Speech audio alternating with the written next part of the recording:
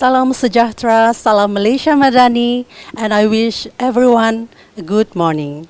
We are happy to welcome you to the Postgraduate University Briefing for Semester 1, Session 2023-2024. Hope everyone is doing well, safe, and in a good health.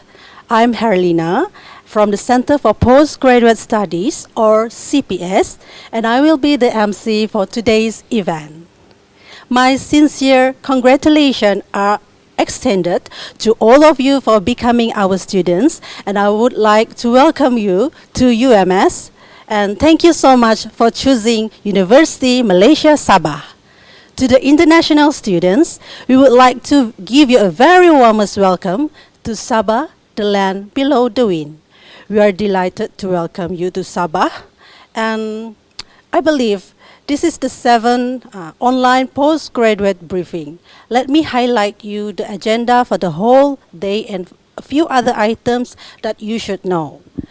This program will begin with an opening remarks from the Dean of the Center for Postgraduate Studies.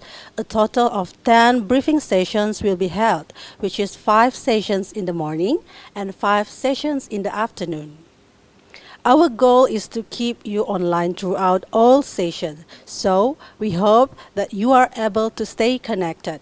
Besides, you don't want to miss important information about your study, do you?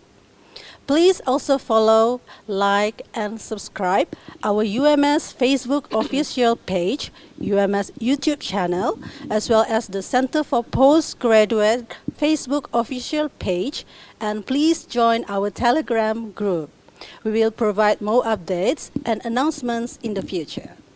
Please feel free to ask questions during the briefing today. Alternatively, you can use the chat box below to ask questions, and your questions will be answered by our dedicated officers. Should we have an extra time, I will bring your questions right to the panel. Ladies and gentlemen, I am pleased to welcome the following individuals to this beautiful morning.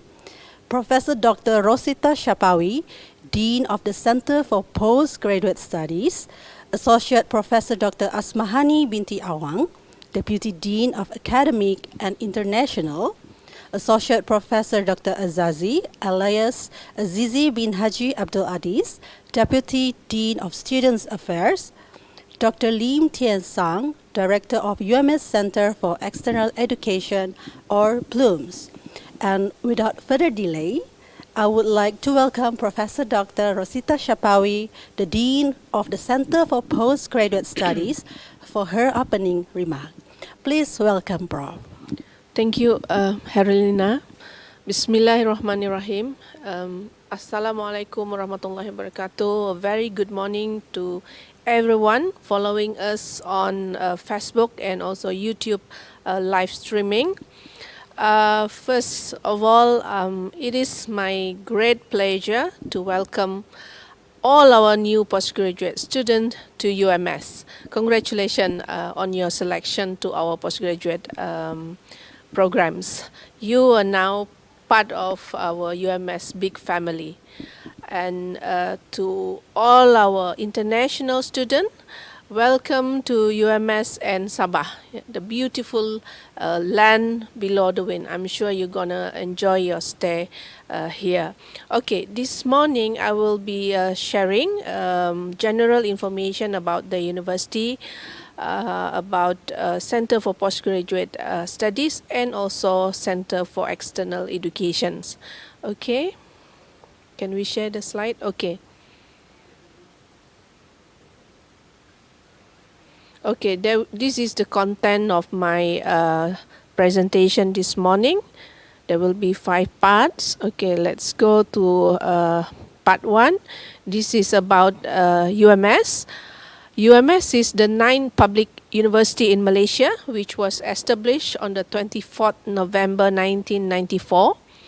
We have at the moment 12 faculties, 1 center, 1 academy and 4 institute, which cover various areas from science and technology, medicine and health sciences. We have engineering, computer and informatics, agriculture, aquaculture and marine science, biotechnology, conservation biology, food science, tropical forestry, social science and humanities, arts and creative technology, psychology, education, Islamic studies, finance, business, accounting, and economics. Okay, this is the vision of UMS. We strive to be an innovative university of global standing, and this is our mission to strive to achieve academic excellence in various fields by gaining international recognition through learning and teaching, research and publication, social services, and of course a balanced specialization of knowledge and personal development of students, resulting in high productivity and quality in the context of society and nation. Okay, this is the shared value at our center. Together, we improve our performance. Okay, the objective of the center is to ensure that the main function of CPS are executed effectively according to the standards. Okay, we will be responsible from, the day of the enrollment, which is, now today is registration day, and then you're going through examination, various assessment, and then graduation. And we are also looking after your student affairs and working with other stakeholders in the development of academic programs. Okay, still on Center for Postgraduate Studies, we was established in the year 1994. Back then, we handle all sort of program from PhD, master, and postgraduate diploma. But starting in 2019, the management of PhD, master, and postgraduate diploma programs by coursework and mixed mode are handled by Center for External Education, or known as PLUMS. Yeah, the director is here with me. CPS is at the moment responsible to manage by research programs only. Okay, and we offer a full-time and part-time programs. But for international students, please be aware that you only have one mode, which is a full-time programs.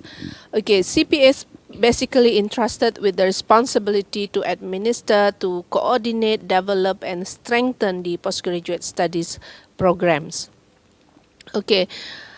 On the role and responsibility of CPS, we support the mission of the university to become a world-class center of academic and technological excellences, formulate policy pertaining to the development of graduate studies, steer the postgraduate committee, and coordinate with academic faculties to develop and enhance the quality of graduate education, maintain the integrity in graduate education practices across all faculty, center, academy, and also institute at UMS. We cooperate with other departments of the university to ensure facilities are available and meet the requirement of the academician and social needs of graduate students. And lastly, facilitate staff and students training session on graduate education aspects. Okay, this is CPS and PLUMS team. Okay, at CPS, I am assisted with 2 deputy deans, Associate Professor Dr. Asmani binti Awang. She is in charge of academic and international matters. Meanwhile, Associate Professor Dr. Azazi, alias Azizi bin Haji Abdul Aziz, is in charge of student affairs. Okay, and we also have our head of administration, Mr. Muhammad Zaidi bin Adilai. Okay. At our section, we have actually 4 sections. The head of administration and finance section is under Mr. Zaidi, and Madam Herlina is in charge of two sections, which is the admission and student record, and also examination and graduation section. And we have Madam Ailina Jampadin under the students affairs section. Okay, this is the Center for External Education, or PLUMS. The director is here with me, Dr. Lim Tian Sang, and the deputy director is Associate Professor Dr. Muhammad Suhaimi Taat, and the deputy director for finance is Madam Zalifah binti Shadan. Okay, we have 10. We have 10 staffs under the management of PLUMS, yeah, that you're going to meet from time to time, yeah. You can meet Puan Nurliza, and then Mr. Wong Ken Hong, Muhammad Rajiz Kanan, and then we have Shashra, Norfamiza, Siti Nuria, Mr. Absan, Miss or Madam Scholar Stella, and Mr. Hussein, and also Mr. Jamil, yeah.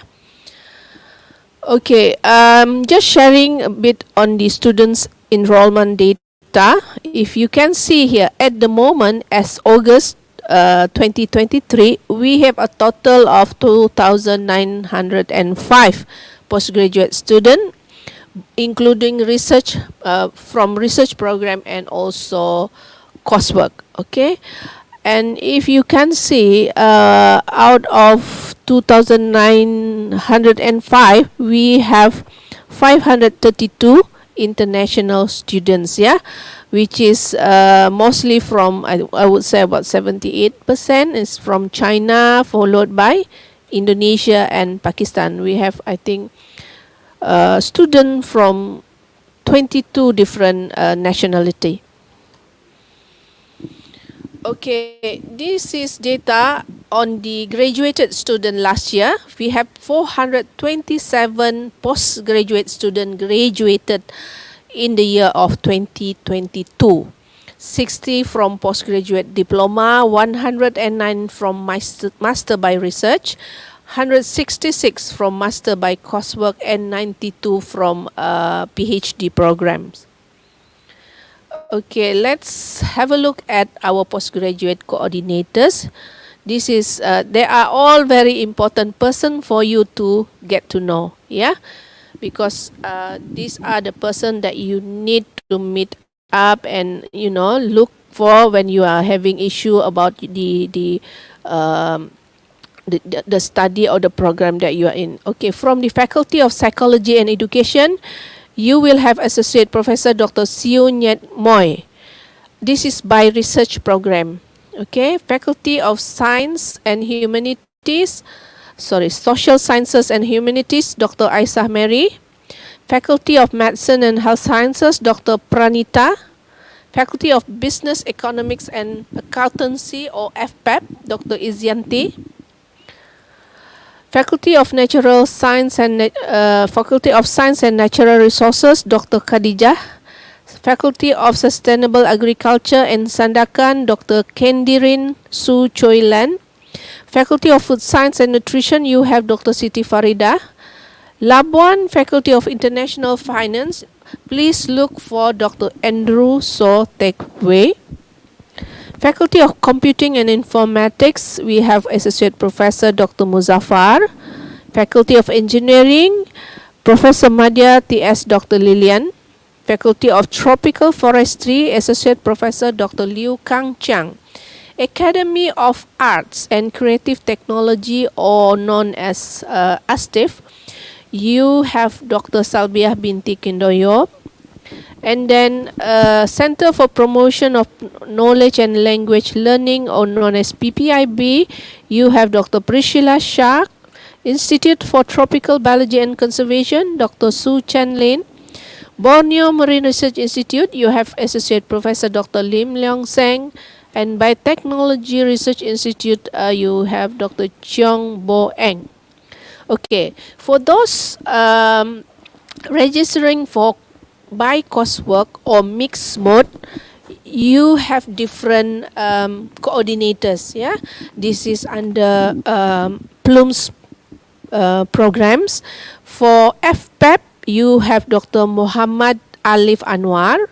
Engineering, you have Dr. Nur Suhadat.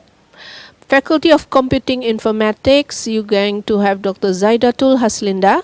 Faculty of Psychology and Education, Dr. Kamila Adeng. Faculty of Psychology Education, you look for Professor Dr. Lei Yun Fah. Faculty of Medicine and Health Sciences, Associate Professor Dr. Freddy should be able to help you.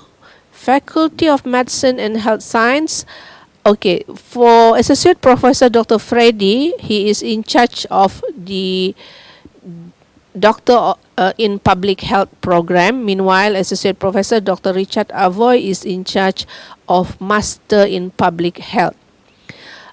For Master of Science in Molecular Biology under Biotechnology Research Institute, please look for Dr. Cheong Bo Eng. Okay, for faculties, Food Science and Nutrition, Dr. Ho Ai Ling is in charge of the Master of Science, Food Safety and Quality. Faculty of Social Sciences and Humanity, the coordinator for Master of Arts in Government and International Relations is Madam Diana Peters. For SPADA, you have Dr. Patricia. And for DPLI, you please look for Associate Professor Dr. Abdul Said Ambotang. Okay, a little bit on our facilities in this CPS building. We have auditorium hall, which is the, we are in at the moment. Yeah, this is the auditorium hall. This is able to accommodate up to 200 people. So you can request from us if you need to use it for a big event like conference or seminar. We have several seminar rooms also. We at the moment we have 6 rooms with movable wall, so it can accommodate up to 40 people. So this one is also open for you to use from time to time. We have student lounge. Yeah, our postgraduate student association is normally gathered here for several activities, discussion or some ping pong activity. So you just let us know if you need this student lounge space. Yeah. Okay, we have Viva rooms. We have 4 at the moment, and this room able to accommodate up to 14 people. You can use it for group discussion or group study. We have meeting room also that can accommodate up to 50 people.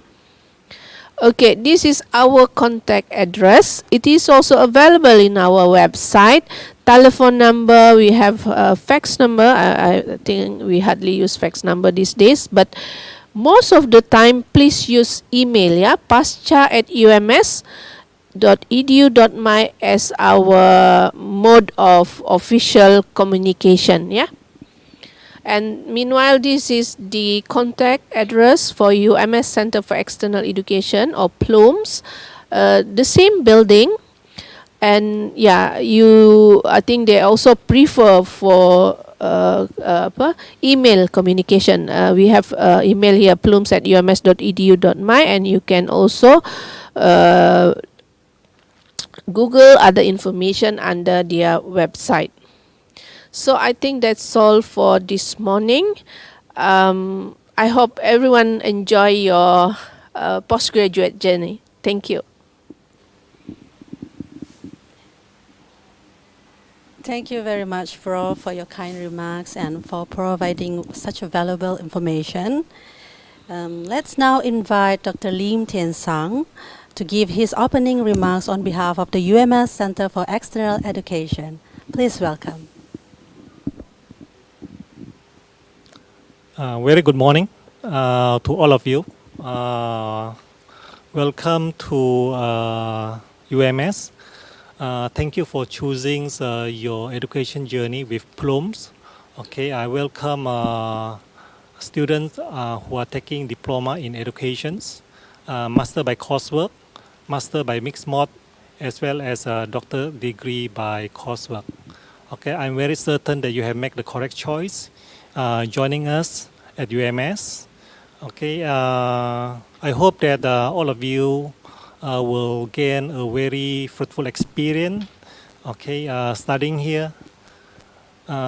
Please take the opportunity to expand your knowledge horizon, expand your personal networking, because when you join UMS, I believe the journey is beyond educations. Okay, your whole experience with us will certainly enrich your future embarkations, right, to prepare you professionally, personally, mentally, right? We have facilities that will, assist you towards that journey. At Plum, we are very happy to assist you in whatever capacity that we can. Our office, as mentioned by Prof. Rosita, is located on the first floor of the CPS building. And for your information, our office is also open during the weekend, Saturday, to cater especially for those who are working during weekdays. So my team and all the people at Plum will be doing our best to assist you throughout your education journey. So if you have any inquiries, concerns, all right, please contact us. We are available through various social media network. We have WhatsApp number that you can contact. We have a FB page that you can contact us. And later on, all my team members will brief you with regards to your education programs. And I believe all the faculties will also be arranging programs so that all of you will be able to get a first-hand knowledge from all the faculty members, okay, with regards to your programs, right? That's all from me this morning. Thank you very much, and I hope you will have a very fruitful sessions throughout the day. Thank you very much.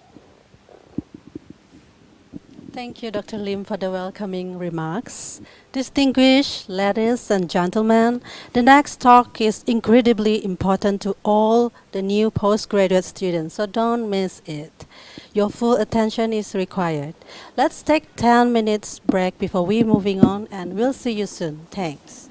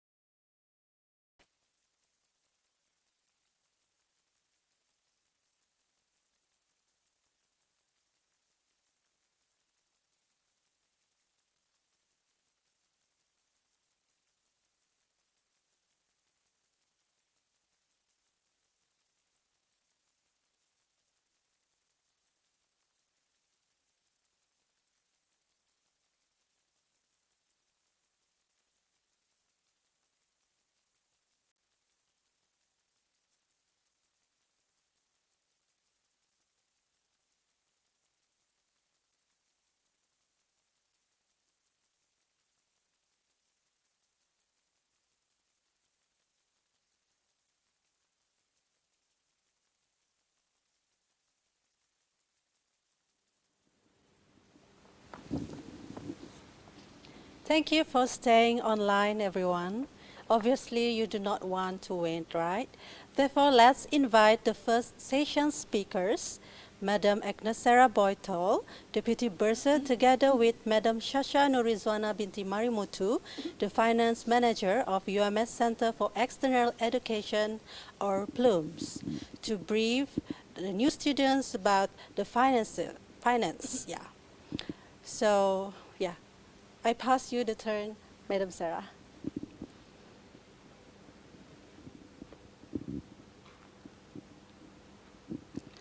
Okay, thank you. Good morning, ladies and gentlemen. Welcome to UMS. My name is Agnes Sarah Boytol. I will be representing Bursar's Department for Students' Financial Briefing this morning. But before I start the briefing, actually we did prepare short video. This video summarizes what you should know as a student in terms of rules and regulation, method of payment, and some other important things. So please do pay attention and enjoy the video. Thank you.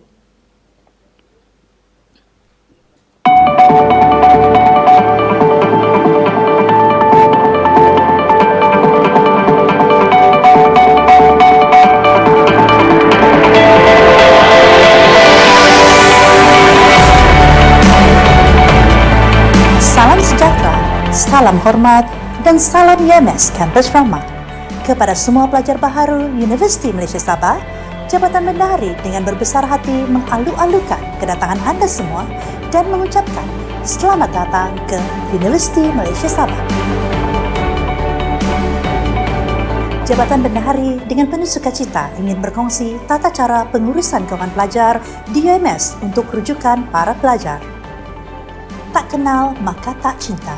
Dengan ini diperkenalkan Bendahari Universiti Malaysia Sabah serta para pegawai yang bertanggungjawab menguruskan kewangan pelajar.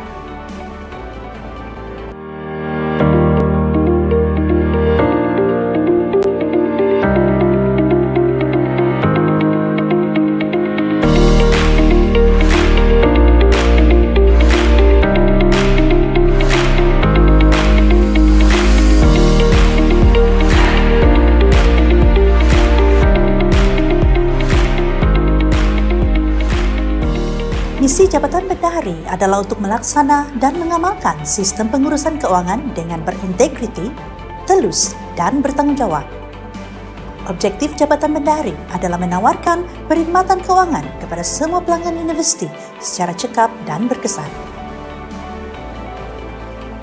Fungsi bahagian kewangan pelajar Jabatan Bendahari adalah mengurus dan menyelaras akaun pelajar serta mengurus dan menyelaras hal ehwal kewangan beasiswa dan tajaan pelajar.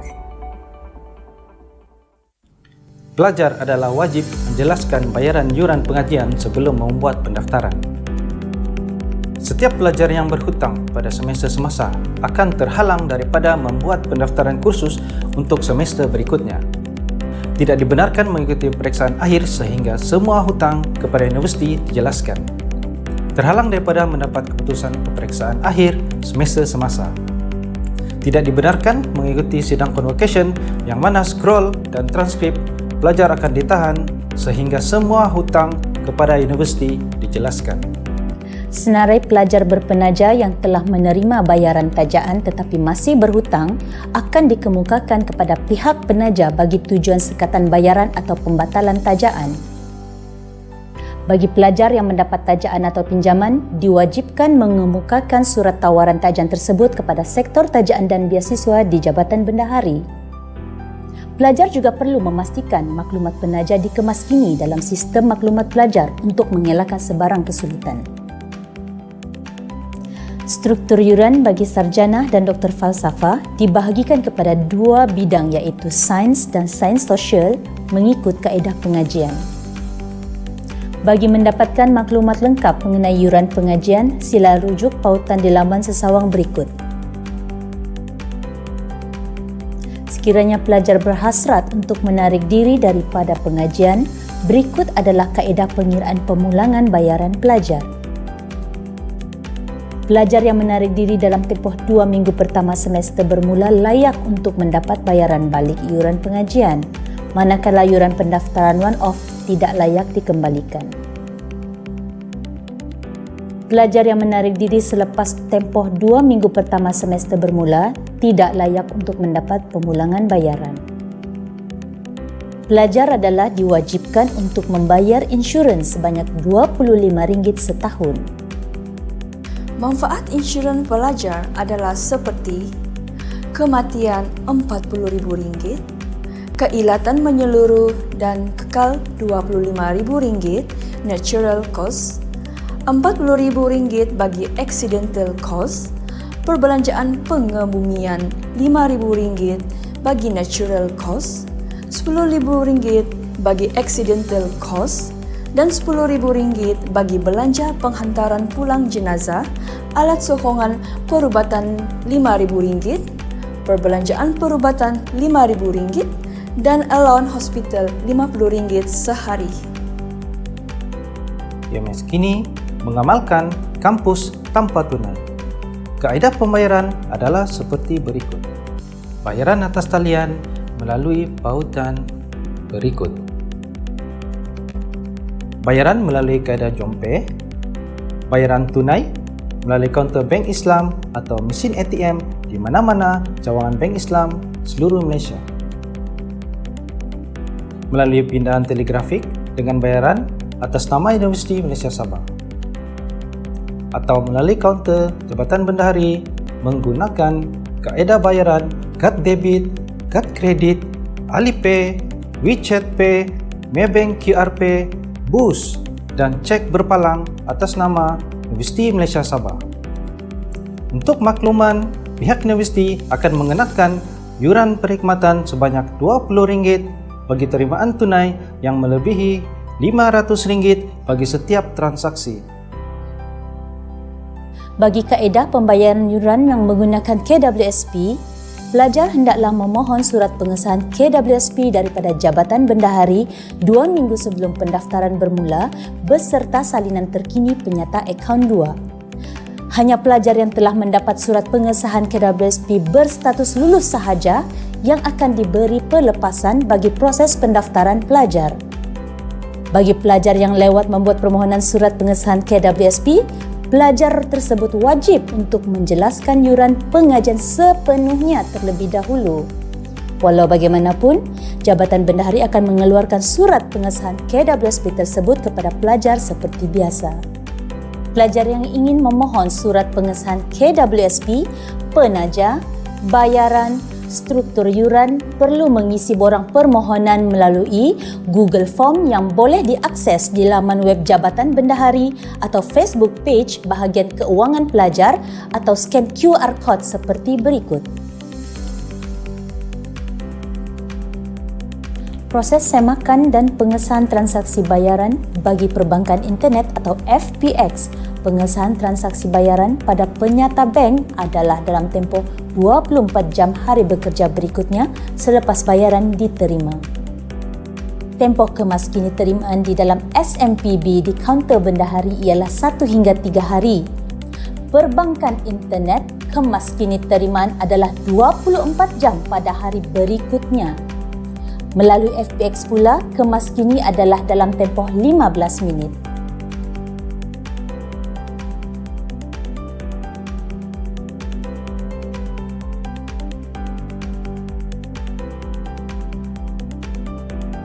Apabila saya sudah membuat pembayaran, adakah bermaksud saya sudah mendaftar? Tidak, pelajar hendaklah mendaftar melalui sistem maklumat pelajar. Berapakah kadar denda lewat daftar yang perlu saya bayar? Jumlah denda lewat yang perlu dibayar adalah RM200. Sekiranya status saya digantung pengajian pada semester lepas dan saya berhasrat untuk mengaktifkan pengajian saya pada semester ini, apa yang perlu saya lakukan?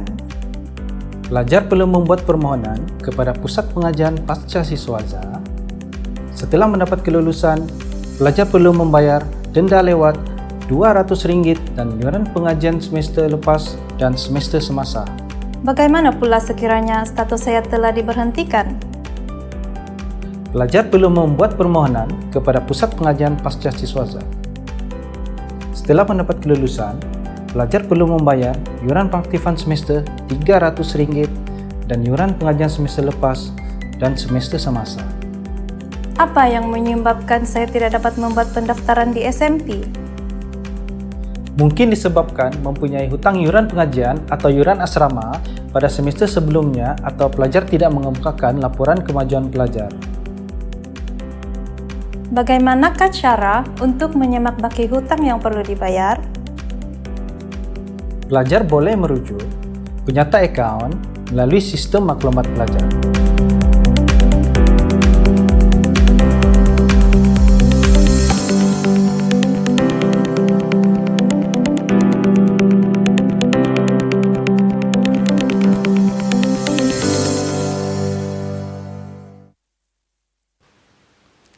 Okay, terima kasih. Thank you.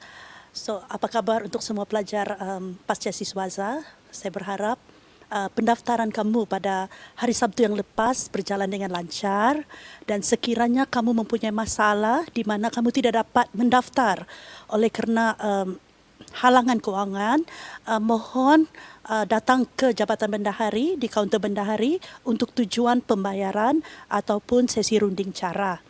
Okey, saya akan jalankan taklimat ini dalam bahasa English dan juga dalam bahasa Malaysia dan saya harap semua dapat memberi perhatian lah. Okey. Di UMS kita ada dua kaedah pengajian iaitu penyelidikan dan juga kerja kursus. So apa yang saya akan terangkan pada pagi ini adalah lebih kepada kaedah pengajian secara penyelidikan. Okay. So in UMS, there is two type method of studies, which is research and coursework.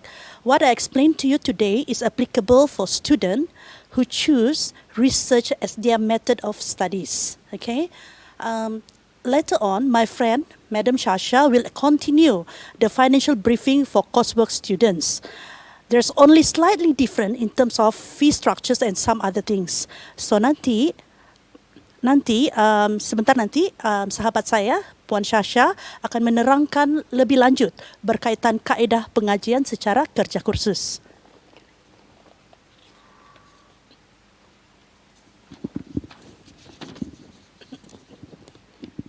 Students, for details tuition fee, you can refer from Postgraduate website as you can see the link from the slide. I will explain a little bit about UMS fee structure. Okey, ini adalah jadual berkaitan struktur yuran yang kita ada berkuat kuasa di Universiti Malaysia Sabah. So, in UMS we divide our tuition fees by stream. Okay, there is two type of stream, which is science stream and art streams. For this slide, this is tuition fee for science stream. There is three biggest component in the tuition fee, which is non-recurrent fees, tuition fees based on semester, and viva fees. As you can see from your tuition fees for first semester is slightly higher than tuition fees for second semester. This is due to insurance fees that we charge yearly. I know most of you have your own personal insurance, but it is compulsory and required by the Ministry of Education for all the students to be covered students' insurance. Later on, there is briefing from student welfare, and I believe they will brief you more about the benefits and coverage for this insurance.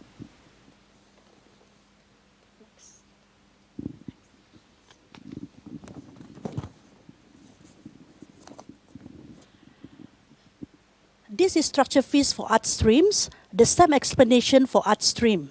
Okay, there is three biggest component also, which is non-recurrent fees, tuition fees based on semester, and viva fees.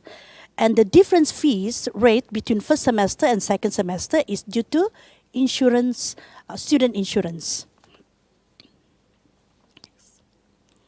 Okay.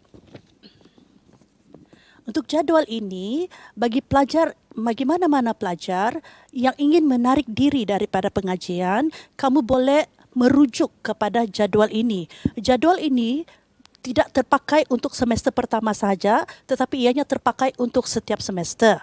Di mana apabila dalam jadual ini kita akan melihat bagi pelajar yang memproses menarik diri dari pengajian dalam tempoh 2 minggu pertama semester bermula, bayaran sekali sepanjang pengajian itu adalah luput. Namun untuk komponen iuran pengajian itu kamu boleh mohon untuk dikembalikan. Namun sekiranya kamu memohon untuk menarik diri selepas 2 minggu daripada semester bermula, bayaran sekali sepanjang pengajian itu akan luput, demikian juga untuk iuran pengajian. Okay. If any of you choose to withdraw from the university, please come to the postgraduate office and fill in all the necessary documents, because if you did not do so, we will continue to charge your tuition fees in student ledger by referring your status as active students. Okay, ini bermaksud bahawa selagi tuan-puan tidak memproses penarikan diri dengan kebenaran, sistem kita akan sentiasa memberi charge yuran di dalam ledger pelajar. Dan di situ kita akan melihat bahawa pelajar yang berkaitan adalah mempunyai status berhutang. Okay. So in this table, you can see how much refund that you can get if you withdraw your studies within allowable period for withdrawal, which is if you process your withdrawal within 2 weeks after the semester begin, you only can get refund from the component of tuition fees, but for non-concurrent fee, it will be fully forfeited. While for those who wish to withdraw from the university after 2 weeks the semester start, your payment will be forfeited. Next.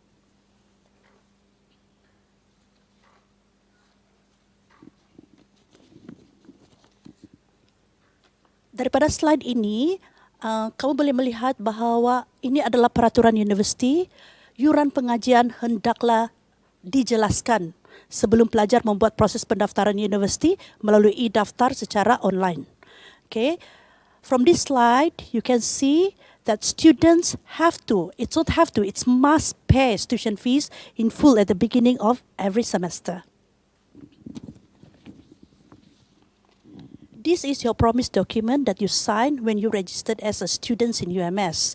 After you sign these documents, you have acknowledged that you are aware and promised that you're going to pay the tuition fees in full at the beginning of every semester.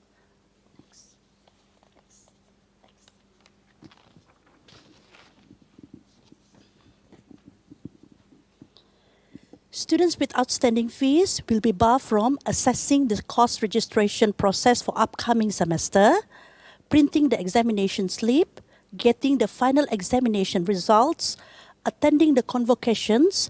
Scrolls and transcript will be held back by the university until all the outstanding tuition fees are settled. The student's name will be entered into the CITOS system. As you all know, CITOS screening is part of the process if you want to apply any loan in the future. And if your name are in the system, it will affect the approval of your loans. So I advise to all the students to settle all the outstanding fees before leaving the university. Next.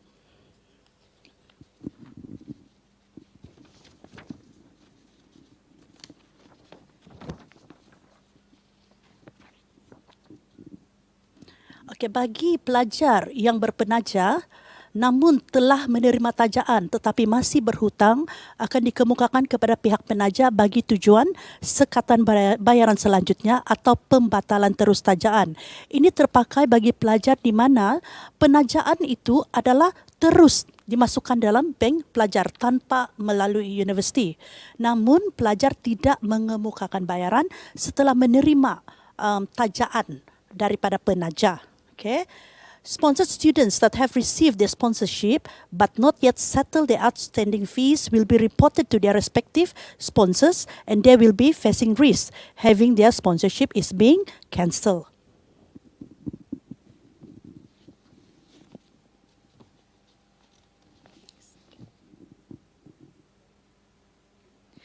UMS is applying cashless campus, which is we do not encourage students to pay cash at our counter or even at our cafe. So UMS adalah universiti tanpa tunai dan kita menggalakkan untuk membayar menggunakan cashless, iaitu bukan kaedah menggunakan tunai.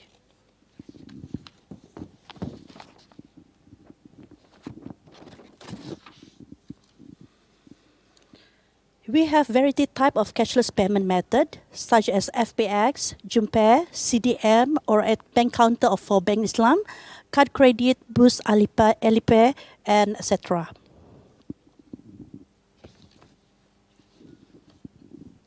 Cash payment exceeds RM500 through Bursar's counter will incur extra charge for service fees amounting RM20.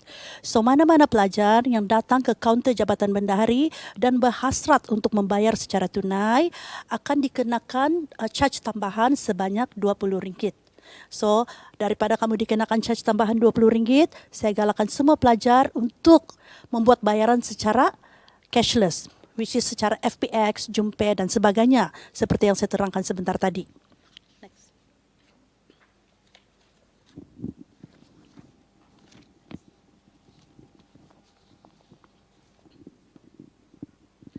Students must submit their scholarships, sponsorships, loans offer letter to Bursar's department. Why do we need a copy of your scholarship, sponsorship, loan documents? There is two methods of payment that usually the sponsorship will choose to wire your scholarship. The first one is through university. If your scholarship choose this method, then every semester Bursar's department have to issue invoice to demand the payment from your sponsorship. If you did not submit to us your agreement with your sponsor, then how we want to issue an invoice to them because we not even know that you are being sponsored by them. The second one is sponsored paid directly to students' bank account. We will treat these students as unsponsored students. So please update the scholarships, sponsorships, loans detail in SMP and ensure all information are valid. Okay. Bagi semua pelajar yang mendapat tajaan, mohon kemukakan salinan tajaan di mana di dalam dokumen tajaan tersebut menerangkan dengan jelas tempoh tajaan dan serta jenis tajaan. Sebab ada beberapa penajak yang tidak menajak secara penuh, full sponsorship. So please bagi pelajar-pelajar ini sila juga update maklumat tajaan anda di dalam SMP pelajar supaya ini memudahkan kita untuk mengurus sistem bar student, iaitu bearing system di mana sistem akan automatik memberi pelepasan kepada pelajar yang mempunyai tajaan. Next.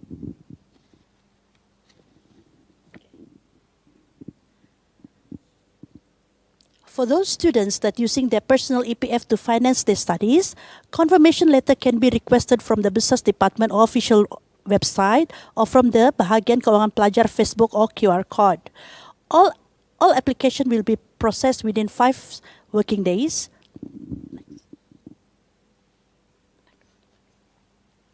As you can see, this is the QR code. The QR code we divide based on location. Please scan the QR code based on where your study is located. So bagi mana-mana pelajar yang berhasrat untuk membayar yuran pengajian menggunakan EPF tuan-puan boleh scan QR code yang tertera di skrin anda mengikut lokasi anda belajar. Contoh sekiranya pengajian anda adalah berada di kampus KK dan Sandakan, mohon scan QR code yang berkaitan, demikian juga untuk kampus Labuan.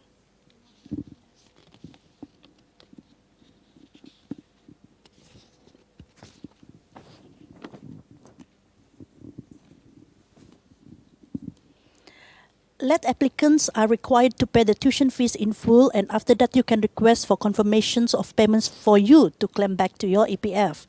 Nonetheless, EPF authorization letter will be prepared, but students may only be allowed to register once the full payment being made. Ini bermaksud bagi mana-mana pelajar yang lewat membuat permohonan surat pengesahan KWSP, pelajar tersebut hendaklah membayar terlebih dahulu. Selepas itu, kita akan mengeluarkan satu surat ataupun surat pengesahan bayaran di mana kamu boleh menggunakan surat ini untuk membuat tuntutan semula ke KWSP. Namun, mana-mana pelajar yang lewat mengemukakan permohonan ini, kami tetap akan memproses seperti biasa.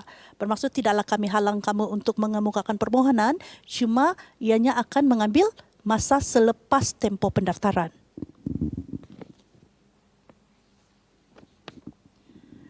This is our hotline number. You can contact us through this number during office hour, or leave your questions at our FB Messenger, or you can email us through our website. So ini adalah hotline bahagian kewangan pelajar pasca siswaza. Sekiranya kamu perlu bantuan atau kamu mempunyai apa-apa soalan yang memerlukan penjelasan dari pihak kami, sila berbuat demikian. Di sini tertera nomor telefon, email, dan juga kami ada FB, which is kami sangat aktif di dalam FB kami. Apa-apa maklumat ataupun informasi kami akan salurkan melalui Facebook BKP UMS. So mohon like Facebook kami untuk mendapatkan maklumat-maklumat yang terkini. So bagi meningkatkan mutu perkhidmatan kami mohon kerjasama kepada semua pelajar agar dapat mengisi soal selidik kajian kepuasan pelanggan melalui imbasan kod QR tertera. So before I end my session, I will appreciate if you can give feedback to improve the quality of our service to fill out the customer satisfaction survey questionnaire by scanning the displayed QR code. So once again, I pass to my colleague, Madam Shasha. Thank you.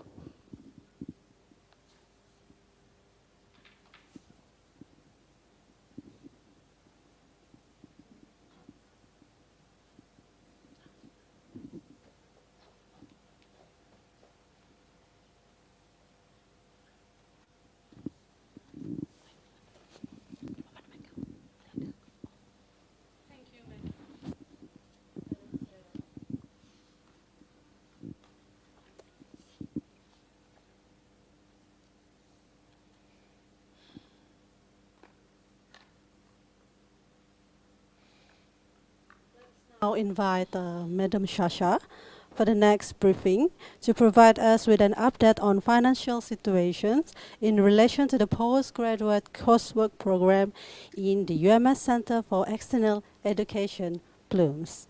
Madam, the stage is yours. Thank you.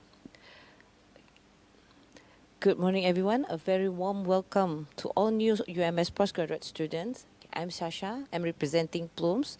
We'll explain regarding fees and finance matters for postgraduate students of coursework and mixed mode.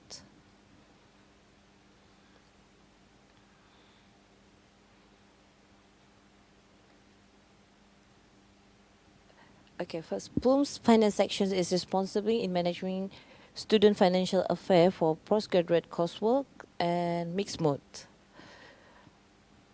For the registration fee, need to be settled before the university registration process or through the e-daftar. The balance, while the outstanding fees will need to be settled before the exam week. And for the charge for credit hours will be charged during the week 6, which is after the add and drop ends. Student ledger can be retrieved from the SMPB website at any time. Okay, this is the reminder for those students who still have outstanding until the exams. Student cannot cannot access for course registrations for upcoming semester, print the exam slip, getting the final exam results, and attending the convocations. Sponsor students who have yet to settle the outstanding fee will be reported to the respective sponsor and risk of having their sponsorship cancelled. Okay, this is the structure fees for non-science. As you can see from the table, the one-time fee is 780, while the tuition fee 1,300 for the first sem, and the second sem is 1,275. The difference is because the fee, the insurance fee, which is will be charged only for the first semester, while the credit hour fee is 350 per hour. Is the credit hour fee is depends on how many subjects that you will be at on the semester. Okay, why for this is for the fee structures for science. The one-time payment is 1,130, and then the full semester fee For the first semester is 1,150 and the second sem is 1,125. The difference also same because due to of the insurance fee for the first sems only will be charged for the first sems, while the credit hours is 300 and for the international students the one-time fee is 2,000 and then the first sem is 2,250 and the second sem is 2,250 while the credit hours is 600. Okay, this is for the DPLI, Diploma Pendidikan Lepasan Ijazah. For the first one-time payment is 155 while the first sem is 3,575 and the second sem 4,475. It's only for 1 year course and a total for 9,105 ringgit. While this is for the other table is for SPADA, one time is 930 and then there is the first sem, second sem and until the sem 5. The total fee is 16,130. Okay, for those students who like to withdraw from the university, who planning to withdraw, for the first 2 weeks, the first one-time payment will be forfeited if you planning to withdraw for the first 2 weeks, whilst the tuition fee will be refunded. Then after 2 weeks, both for your one-time payment and the tuition fee will be forfeited.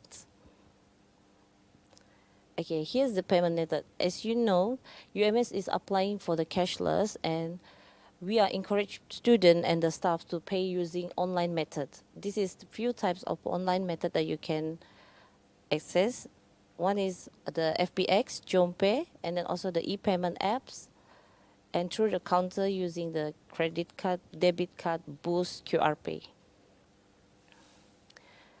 Okay, we also still receive for cash, but those who exceeding 500 payment, we will charge for 20 ringgit service fee.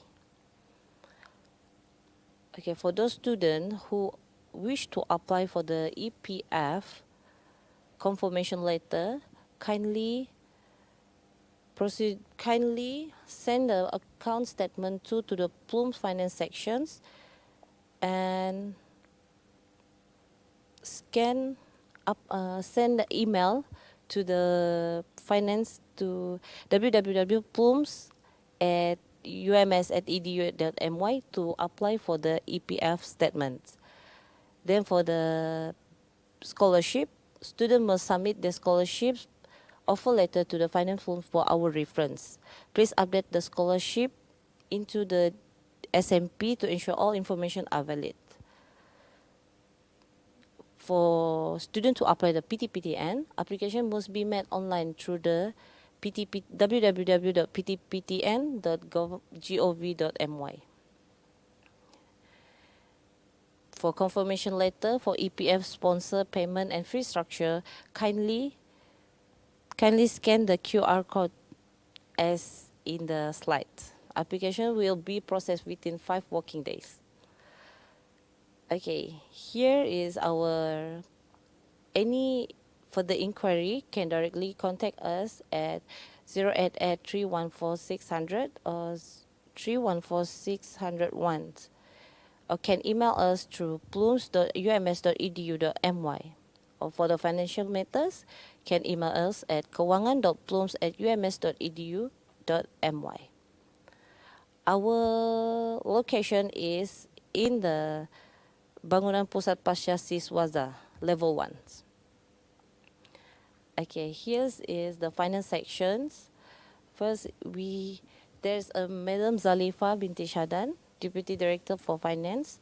Okay, me, Shashan Rizwana, as the Finance Manager, while Puan Solastella is as Assistant Manager and Encik Muhammad Zaki as Finance Admin Assistant. Thank you. Thank you very much for that valuable information, Madam Shasha and Madam Sarah. Before we proceed to our next briefing, ladies and gentlemen, we will be taking 5-minute break, so please remain online and stay tuned. Thank you very much.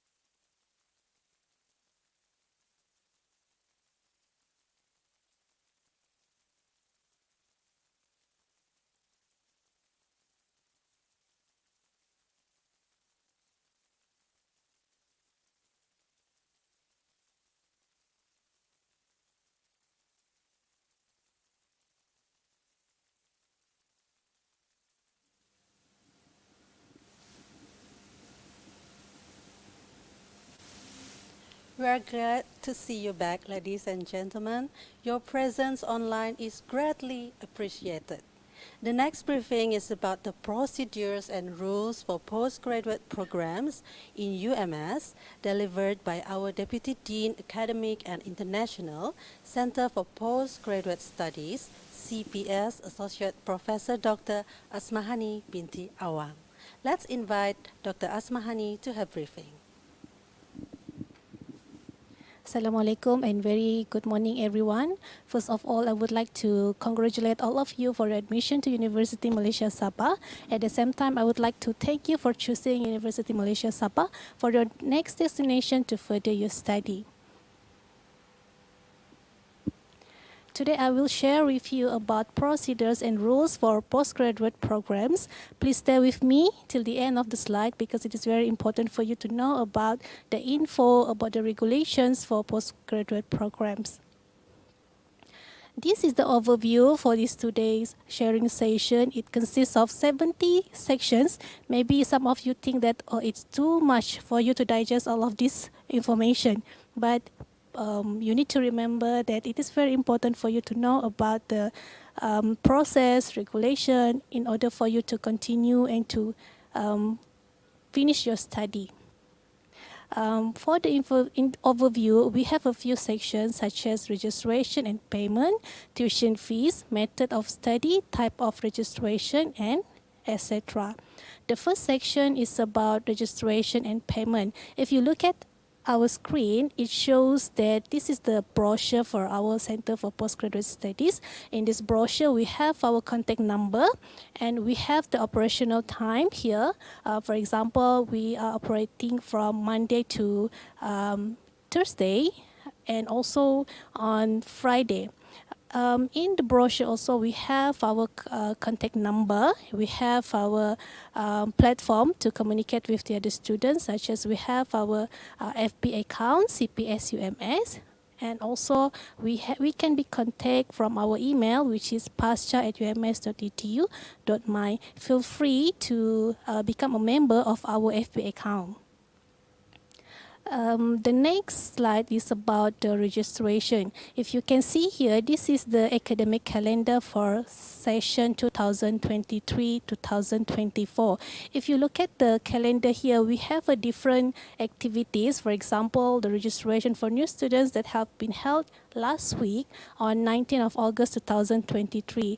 The others is that we have university briefing, that is today, and also we have current postgraduate student online registration, deferment of study, and also we have another important academic process such as extension of study, late registration, and also we have research activities that is conducted for 23 weeks. And also the most important thing is that you need to remember that each semester you have to fill the progress report, which can be filled through the online system. It is compulsory for all the students to fill this progress report, and the progress report will be reviewed by your supervisor and it will be endorsed, and then in the end of the semester you will be able to see what is the progress of your research studies.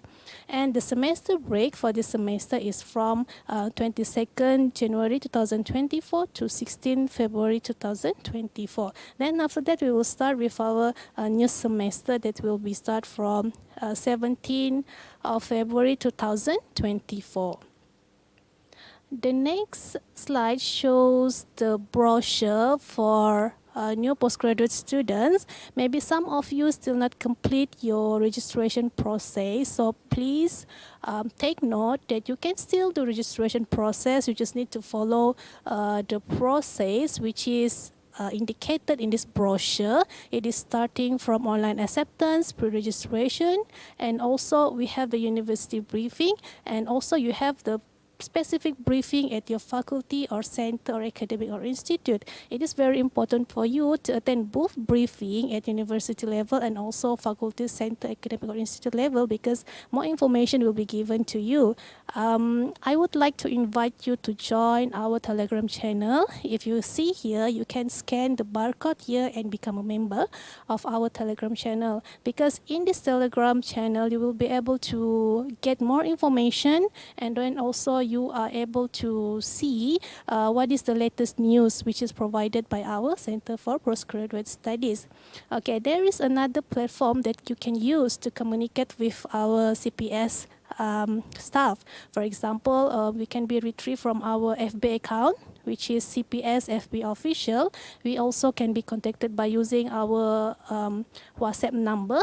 Okay, from the previous slide, there is a contact number. That contact number is for our WhatsApp number. You can directly contact us. There is another info on CPS website for new postgraduate students. If you go to our website and then you scroll to the other menu of our CPS website, you will be able to retrieve our quick links, which consists of different menus such as important dates. We have also our informations about the direct offer, and also we have our informations about the briefing session and etc. Feel free to visit our website, which is Center for Postgraduate Studies, UMS. The next section is about registration and payment. You need to remember that you have to maintain your continuous registration throughout the durations of the study. There are few conditions that need to be fulfilled before you're allowed to register in the subsequent semester. Subsequent semester means that next semester, semesters 2 session 2023-2024. So the first additional condition is that you need to be within the duration of your study, and you should not exceed the maximum duration of study. Maybe some of you are thinking what this means by the duration of study. I will show you later in the next section. The second condition is all outstanding tuition fees have been settled. Maybe some of you thinking where I can get the information about the amount of the tuition fees that have to pay. You just need to go to your SMPB system. You go online and then you can check the amount of the tuition fees that you need to pay to UMS. The next additional condition is that you need to complete your online student progress report, and it should be endorsed by your supervisor. So if you look at the third additional condition, there is another research activity that you need to remember. From our academic calendar, you need to fulfill your online student progress report, and of course you should have a progress report for every semester, and of course you should have a continuous communication with your supervisor about your research progress throughout the semester. The next section is about tuition fee. Students shall pay the fees and register every semester within a period of 2 weeks from the registration date of each semester. For example, the semester you have been registered last week on 19 August 2023. So you still have another 2 weeks to make the registration from SMPB. You can do it online. You still have time to complete your registration. Even today also, if you have time, if you still not complete your registration process, then you can log on to the system. Next is any students with outstanding fees shall have their registration suspended in the following semester. It is very important for you to realize that we should clear all the debt to university because in the next semester it will give bad consequences to us. For us to be avoid from the suspension status, you need to clear the outstanding fees this semester. Students may register late until the 4th week and pay a penalty with an amount of 200 ringgit Malaysia. Maybe some of you still not complete the registration process. Please check from your SMPB account online and check if you already do complete the registration or not, because if it is already the 4th week of the semester, you need to pay a penalty with an amount of 200 ringgit Malaysia. Okay, student that does not register after 4th week shall be given the status of suspensions of candidature. And students that not register for 2 consecutive semesters shall be terminated from their study. So please again check your status from the SMPB system and make sure your status are in as active students. The next section is about method of study. I know all of you already familiar with the method of study. In CPS, we have our method of study such as Master and Doctor of Philosophy. But maybe some of you doesn't know about the conversion from Master to PhD. This is the path that is given by the university for the students who have outstanding performance in their 2 semester of study. They are eligible to convert from master to PhD. For the students who wants to know more about this conversion from master to PhD, you can visit our CPS website. You can download our guideline. You can check the criteria and you can check the process for you to be allowed to convert from master to PhD. Okay. Next, it is about the type of registration. We have 2 types of study. The first one is full-time and the second one is part-time. What is the advantages between these 2 types of study, full-time and part-time? We will see further. Okay, from the previous slide, I already mentioned about the duration of study. So what is the definitions of duration of study? Okay, we take a look at this table here. It is divided into 2 programs, which is master and PhD. And then also we have 2 mode of registrations, which is full-time and part-time. For example, we take master, okay.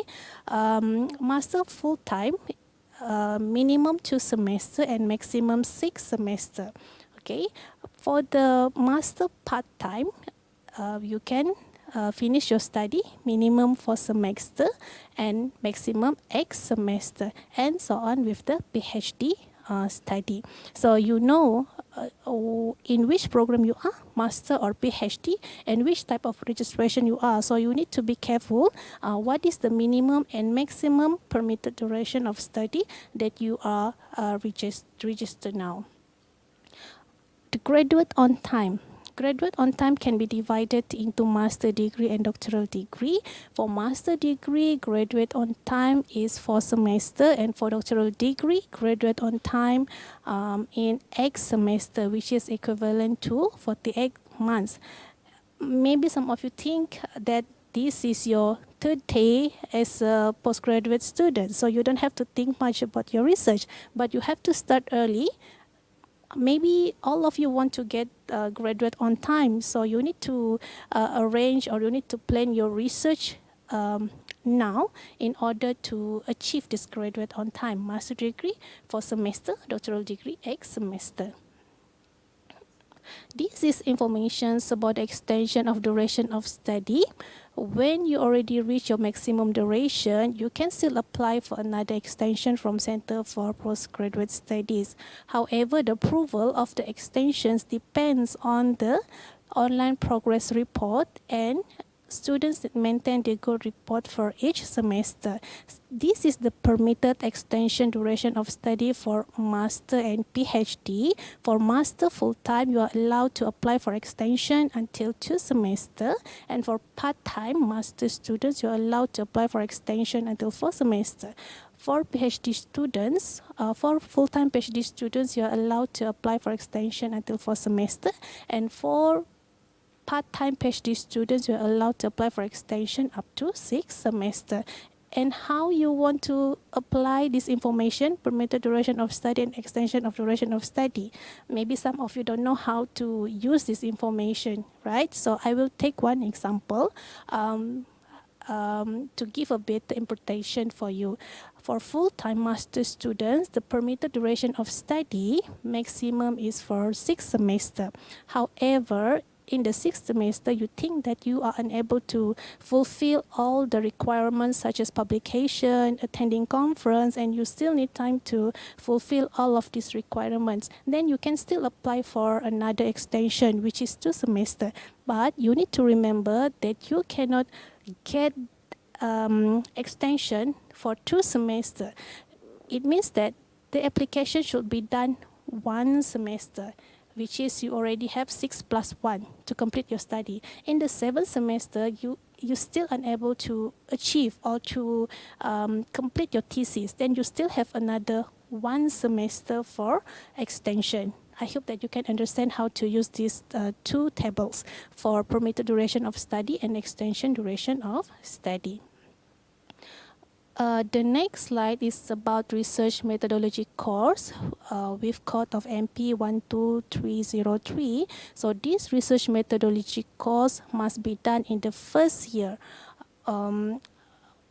Most all of you already registered for the research methodology course, and the research methodology course will be conducted starting next week, if I'm not mistaken, and the course will be given a notation in terms of pass or fail only, and students should complete 2 categories of evaluation for research methodology course. The first one is proposal report, and the second one is proposal oral presentation.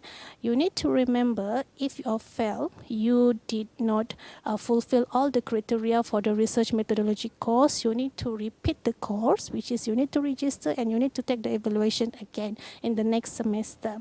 And registration can be made through SMPB system. You need to identify the right course code, which is MP 12303. This is the display on SMP system. If you look at our display now, okay, you need to choose your course to be taken this semester. Of course, research need to be registered, and also for this semester you need to register also for your research methodology course MP 12303. For those who still not registered for research methodology course and you don't know how to do it, you can go to our SMPB online system. You can select the menu and then you can add the course. Make sure you register it successfully. The next section is about change type of registration.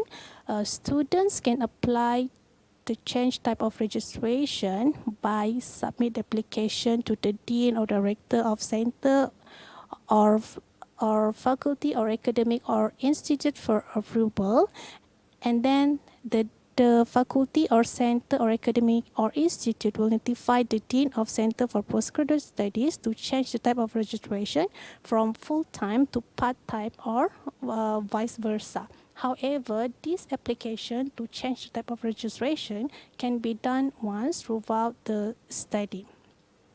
The approval is subject to the remaining maximum period of candidature. Please check from the previous table. We already showed to you 2 tables from the previous slides. It is related to the change type of registration. And international students shall not be allowed to change the mode of registration. International students only can be registered for full-time student.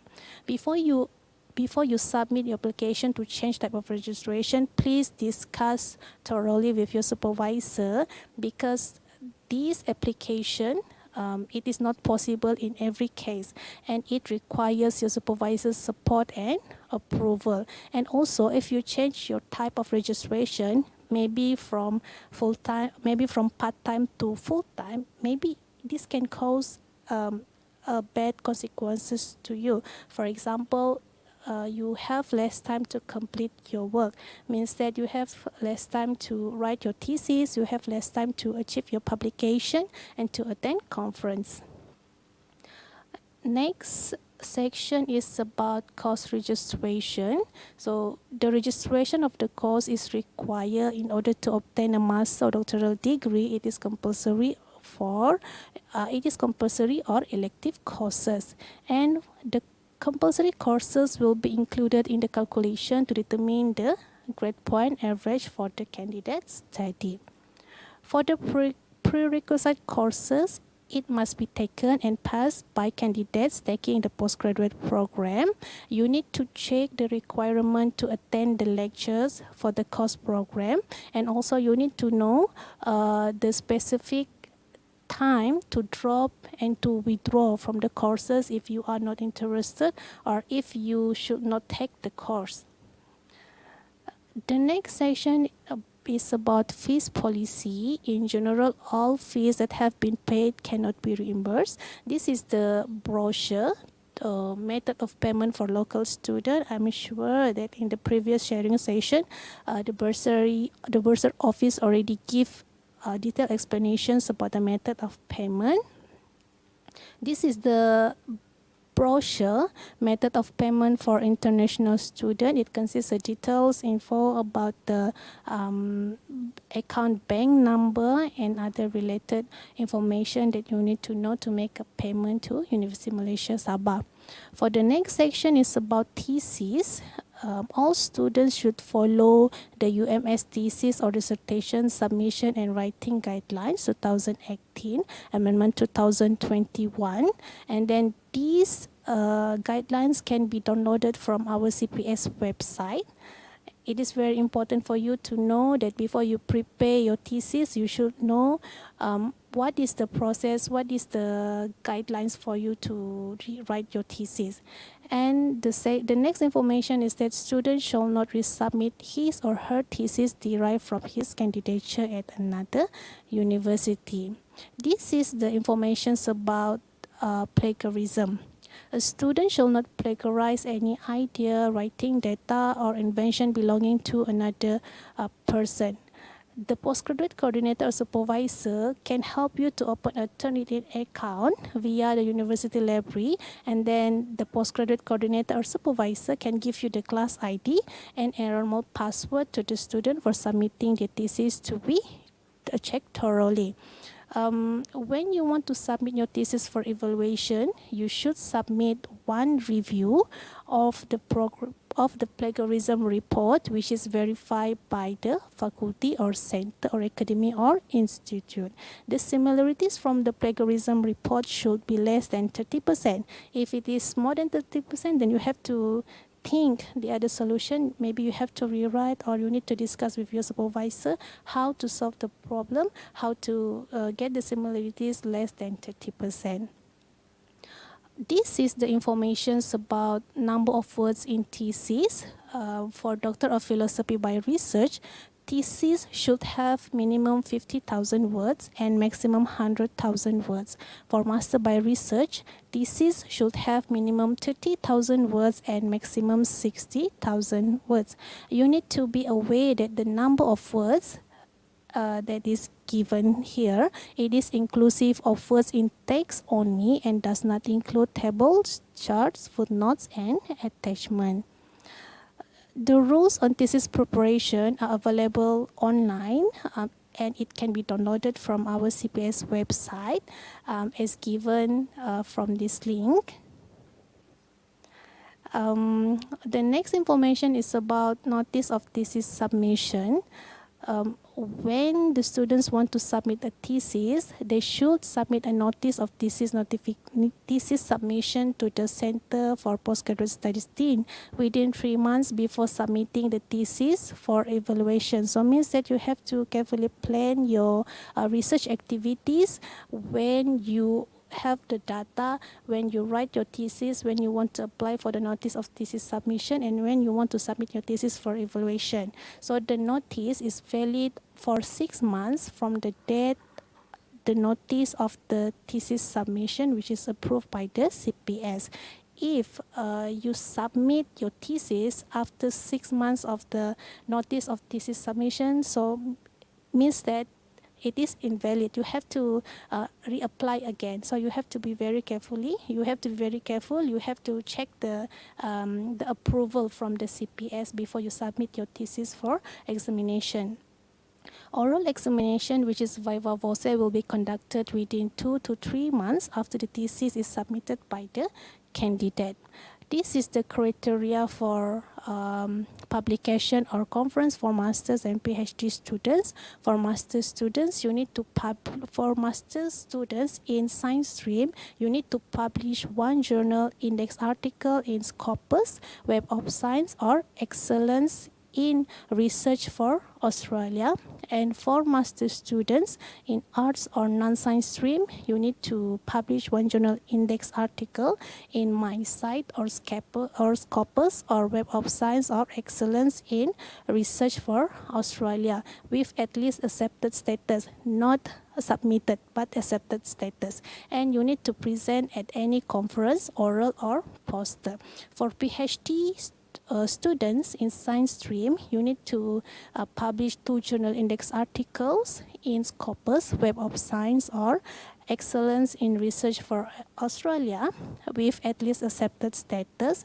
And for PhD students in arts or non-science stream, you need to publish 1 journal paper index in My Site and 1 journal paper index in Scopus or Web of Science or Excellence in Research for Australia with at least accepted status. And also you need to present at any conference, oral or poster. For the hardbound thesis, you need to prepare 3 copies to Center for Postgraduate Studies and a soft copy in the form of a CD-ROM, and 1 copy should be submitted to faculty or center or academy or institute, and the thesis or dissertation may be published after acquiring permission from the university. This is the next section about supervision. It is the communication between the supervisor and the students. There should be a frequent and regular contact between the supervisor or co-supervisor and the student. The supervisor and the student shall be jointly responsible for initiating the meetings. Mostly the student should communicate with the supervisor to schedule time to discuss about the research progress. Maybe for the supervisor, forgot about the date, but you need to remind them. And also there is a supervisor who is aware that they need to reach the students, so the supervisor also will try to retrieve the students and discuss about the research progress. It is a mutual interaction between supervisor and students. The next section is about method of evaluation. Evaluation for a candidate undergoing study by research mode shall consist of 1 internal examiner and 1 external examiner for master thesis. And for doctoral thesis, it shall consist of 1 external examiner and 2 internal examiner for non-staff. For UMS staff, the doctoral thesis should be examined by 2 external examiner and 1 internal examiner. The oral examination, which is viva voce, to defend the thesis in front of an oral examination committee. The next is about deferment of examination. Most of the cases, the deferment of examination, it is due to the several issues such as health issue, financial issue, and maybe there is another issue such as personal issue or the other issue which is related or give effect to the students' performance on that semester. So the students can apply for the deferment of examination by following this step. The first step is that candidates that are ill or facing other problems during an examination may apply to the dean or director of faculty or center or academy or institute to delay sitting for the examination. And then the faculty or center or academy or institute must be informed of the reason for the deferral within a period of 48 hours after the examination. And that this is the additional remarks on deferment of examination. Application to delay an examination for a course in a particular semester due to health reason must be accompanied by a verification letter from a government doctor or UMS panel doctor. And application for other reason may be considered at the discretion of the Dean of CPS, and examination may be arranged based on the merit of each case. Means that you have to come with a strong justification why you want to defer your examination. And also you need to provide supporting documents with your application. The next section is about status as postgraduate students. This is the previous metric card. I'm sure that now you have a new postgraduate card with you. But this is just for your example. Your metric card is very important. Make sure it is always be with you, not lost, because you need to use it in order to do many process in UMS and also outside UMS. This is the status as postgraduate students. Students that is given a suspension of a study for a particular semester will lose their status as postgraduate students. Therefore, the students not be entitled to use the university facilities until they make a new registration and become as an active student. The next is a student that does not register for one long semester without without written permission from the university will have her or his studies suspended, and these students will lose their status as a students. And for candidate that does not register for 2 long semester in a row without written permission consent from the university will be terminated from studies without earlier notice. This is the next sections about how to appeal to review examination result. This process can be done within 2 weeks from the date of the examination results are announced. You can appeal to the Center for Postgraduate Studies by provided the strong justifications about the results. This is the step that you need to follow for the appealing process.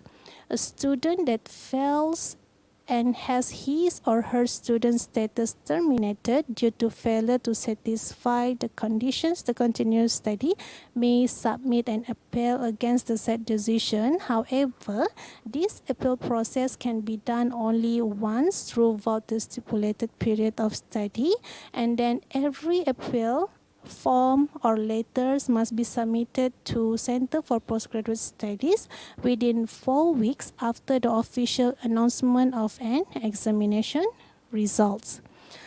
This is the condition for conferment of degree. The Master and Doctor of Philosophy degree may be conferred to a candidate that has fulfilled the following condition. The first one is students must satisfy all the requirements of the postgraduate regulations.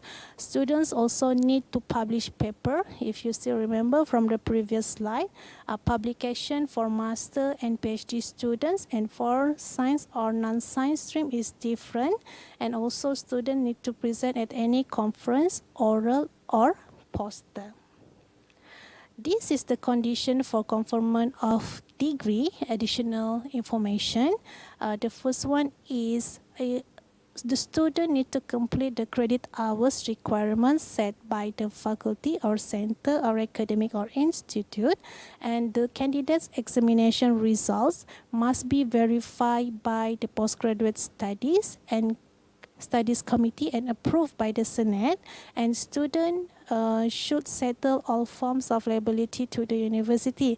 Maybe some of you not aware how the pending payment need to be clear. You can check from the SMPB system, but if you have any problems regarding the issue, you can always communicate with Center for Postgraduate Studies to get further information about how to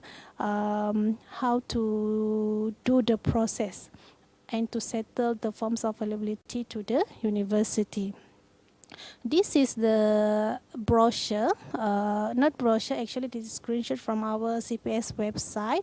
After this, I invite all of the students to visit our CPS website, which is https://www.ums.edu.my/PPPS. Okay, you are able to get more information from this website, such as here. If you go to our info menu, you can download our important documents. You have different options here. There is more of the regulations and also the procedure related to postgraduate studies. Maybe at the early stage, some of you think that, oh, I don't have to go to this website because it is still early for me to do the process. But you have to know rules and also the process throughout your study. You should start early. This is more guidelines. If you click the folder, you can view and you can also download the documents from this website. This is the Postgraduate Studies Rule 2025, Amendment number 2, 2021. Every information that I share with you today, actually it is inside this handbook, or we can say this is our guideline. So if you still unclear about the information today, you can go to our CPS website. You can download this guideline, and then later you can try to go through and read carefully each sections in this guidelines to get more understanding about your postgraduate studies. Should you have any inquiries or question, you can always contact your postgraduate coordinator at faculty or center or academy or institute, and also you can contact us at Center for Postgraduate Study. You can refer to the previous slide, which is our brochure. We can be contacted through our email. We can also can be contacted through our WhatsApp number, Telegram, or from our FB account. So this is another important context, such as if you want to make a payment, you can refer to this email and contact number, and also important context for student metric card and vehicle sticker and visa application. So your journey starts here, and I wish you luck throughout your study. Thank you. I will pass back to Madam Helena, our moderator today. Thank you. That was a very comprehensive briefing from Dr. Hani, which summarized all of the important UMS postgraduate procedures and rules.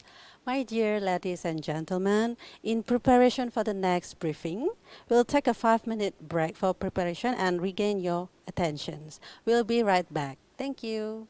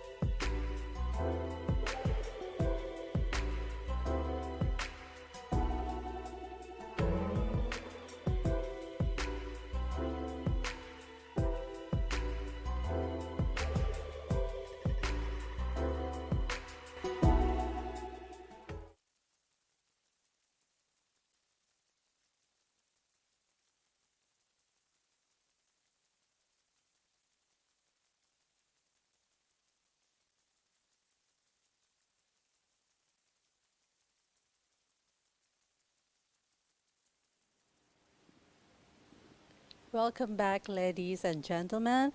It's a pleasure to see you again. I'm pleased to invite the next speaker for this morning, Associate Professor Dr. Muhammad Suhaimi bin Taat, who will be briefing us regarding the procedures and rules for the programs in the UMS Center for External Education, PLUMS. The stage is yours, Doctor. Okay, thank you. Assalamualaikum warahmatullahi wabarakatuh. A very good morning to everybody who is joining us for this session this morning. So I will explain to you about our guidelines and also the procedures for the coursework and mixed mode program. Okay, I will start with there are about I think 11 part here from part 12 to part 21. So the first part is about admission to the university. So as you can see here, from our guideline or the kaedah pengajian, part 12.6 is the conditional admission. So candidates may be offered a conditional admission if they do not fulfill regulation 12.1 or 12.2 or 0.3, but in their final semester of undergraduate studies, subject to their CGPA and that their equivalent final qualification results fulfill the admission requirement. And then for the 12.7, admission offer validity period. So have you been offered? So the admission offer is only valid for the semester it offers. So it's not valid after that particular semester. So offers for candidates who fail to register will be automatically revoked and a new application for admission is required for you to join to register for the semester. And then of course you need also to know the course components for each program that you registered. So of course you need to take faculty core courses or program core courses or minor courses or elective courses, depend on your program. Different faculty will have different structure of studies. And then the ratio of courses and research that students must attend for the postgraduate program is as follows. And for postgraduate diploma, so your program is actually 100% coursework. And for doctoral degree and master's degree by coursework, ratio is actually subjective, but generally research is in the range of 70 ratio 30. So duration of study permitted, as you can see here that there are differences between full-time and part-time. For example, for master degree, minimum for full-time is 2 semesters and maximum is 6 semesters. And for part-time, minimum is 4 semesters and maximum is 8 semesters. So you need to know what mode of study that you registered in. Is either full-time or part-time, because there are different, especially in terms of maximum period of studies. So failure to complete their studies within the stipulated time will result in the status of the student being terminated without written notice from the university. So this is the total credit hours required to graduate. A, for postgraduate diploma, minimum is 30 credit hours, and normally most of postgraduate diploma they are having 40 credit hours. Similar with the master degree, is minimum 40 credit hours, and for doctorate degree minimum is 80 credit hours, and is still subject to the faculty. And then admission for registration, candidates who have been offered must register within the period stipulated by the university, means that within the time frame. And then the international students are only allowed to register under the full-time mode. Means that if you international student, you are not allowed to register under the part-time mode. So the current student, for the current student who register in week 3 and week 4 must pay a fine of 100 Rm 200 for late registration. So please ensure that you register yourself within the time allowed. So for course registration, It is compulsory for students to pay fees and register for their course at each semester within 2 weeks, not more than 2 weeks. More than that, you need to pay the fine from the registration date set by the university. So students who fail to do so must pay RM50 for each course. Just imagine you take 4 courses, you need to pay 200 ringgit. They wish to register for after obtaining approval from the relevant dean of the faculty, center academy or director of institute. Means that it is subject to the permission from the dean for the particular respective faculty. So students who fail to register within the stipulated period will be given a suspension of the study status for that semester. Students are responsible for checking their course registration each semester and doing correction within the stipulated time. So means that don't take for granted. So after you register, check the list of the courses registered to make sure that you are in line, not mistakenly registered other courses than the course that you should register. So all registered courses for a semester will be revoked if the students have been given the approval to defer their studies for the respective semester according to regulation 14.12. And then for 14.2.6, current students are not allowed to register for the next semester until all outstanding fees are settled. Means that if you want to register for the next semester, you need to settle the fee for the current semester. So students who do not register after the 4th week of each semester will be given a suspension of studies status without prior written notice from the university. Students who do not register for 2 consecutive semesters will be terminated. Remember this, if you're not registered for 2 consecutive semesters, you will be terminated from the studies without prior written notice from the university. So prerequisite course, some program they have prerequisite course. So prerequisite course results are not taken into account to determine the grade point average for the students. It means that you need to take a course for you to be able to register for the program. So they call as prerequisite course. 14.5 audit course. Students may register to attend any audit courses. It depends on the faculty as well. And audit courses are not taken into account when calculating the grade point average. Normally audit course only either pass or fail. So students who attend an audit course must fulfill the regulation related to lecture attendance, examinations, and etc. So this is the credit hour that we apply here in our university. So students may apply to register for the number of credit hours in a semester as per the table below. So for example here, we look for the master degree. For full-time student, minimum registration is 9 credit hour, maximum is 20 credit hours. Meanwhile, for part-time, for master's degrees, minimum is 6 credit hours and maximum is 12 credit hours. So cannot more than 12 for part-time. So the credit limit calculation for the purpose of registration does not include dissertation or research project or practicum or internship or teaching practice. It refers back to the respective program of that faculty. So add and drop courses, students may apply to drop and or add any courses registered in the respective semester from week 2 to week 4. So remember, between week 2 and week 4 for each semester.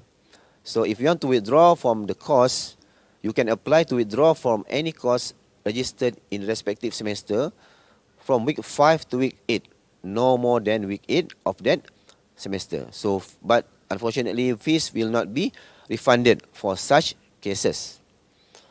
So for short semester, here we have also short semester in between the SEM 1 and SEM 2. There are about 2 to 3 months for short semester. So students are only allowed to register for not more than 9 credit hours.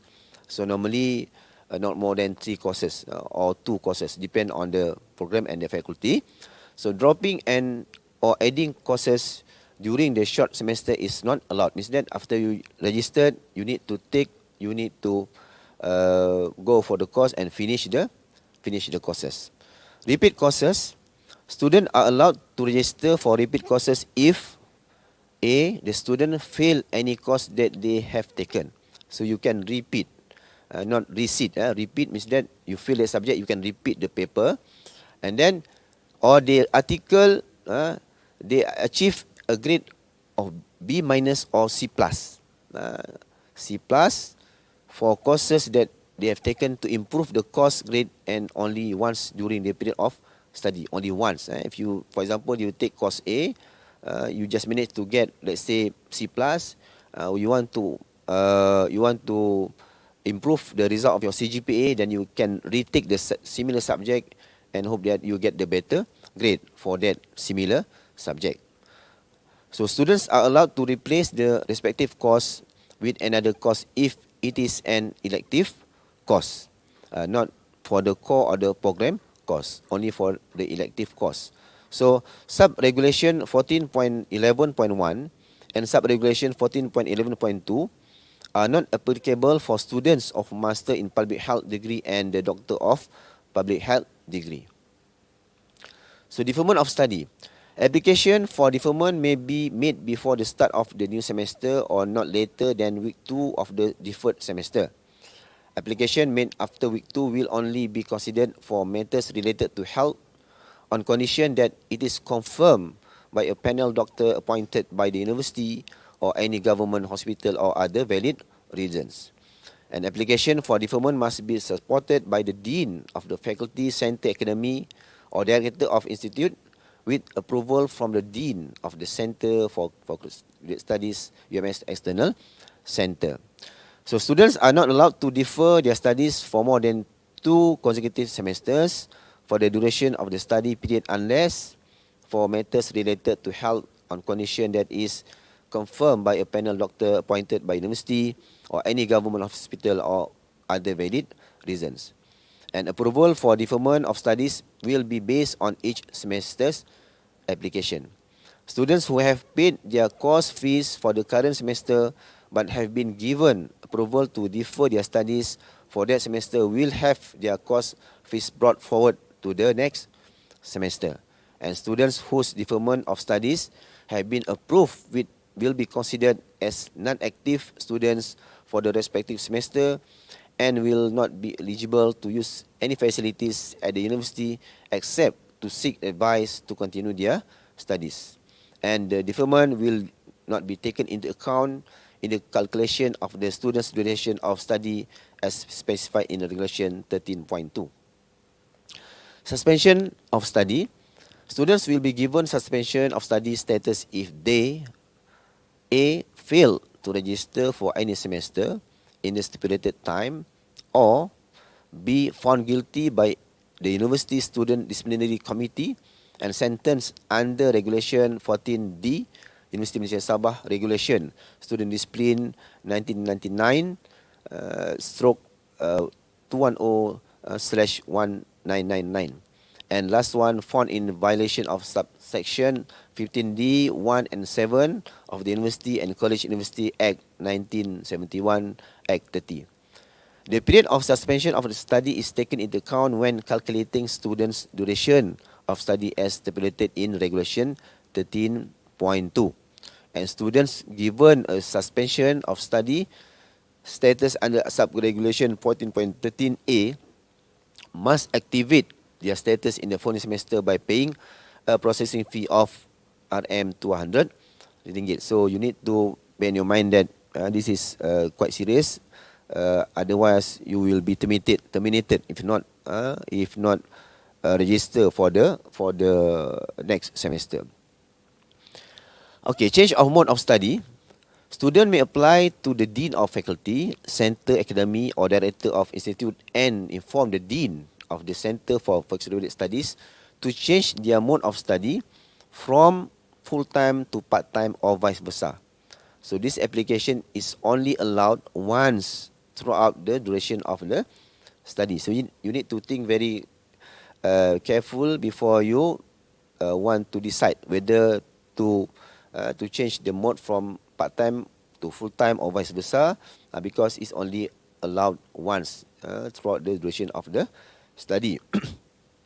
And approval to the application is subject to the maximum remaining period of study for the type of mode of study applied. Change of study program. Students may apply for a change of study program in the first semester.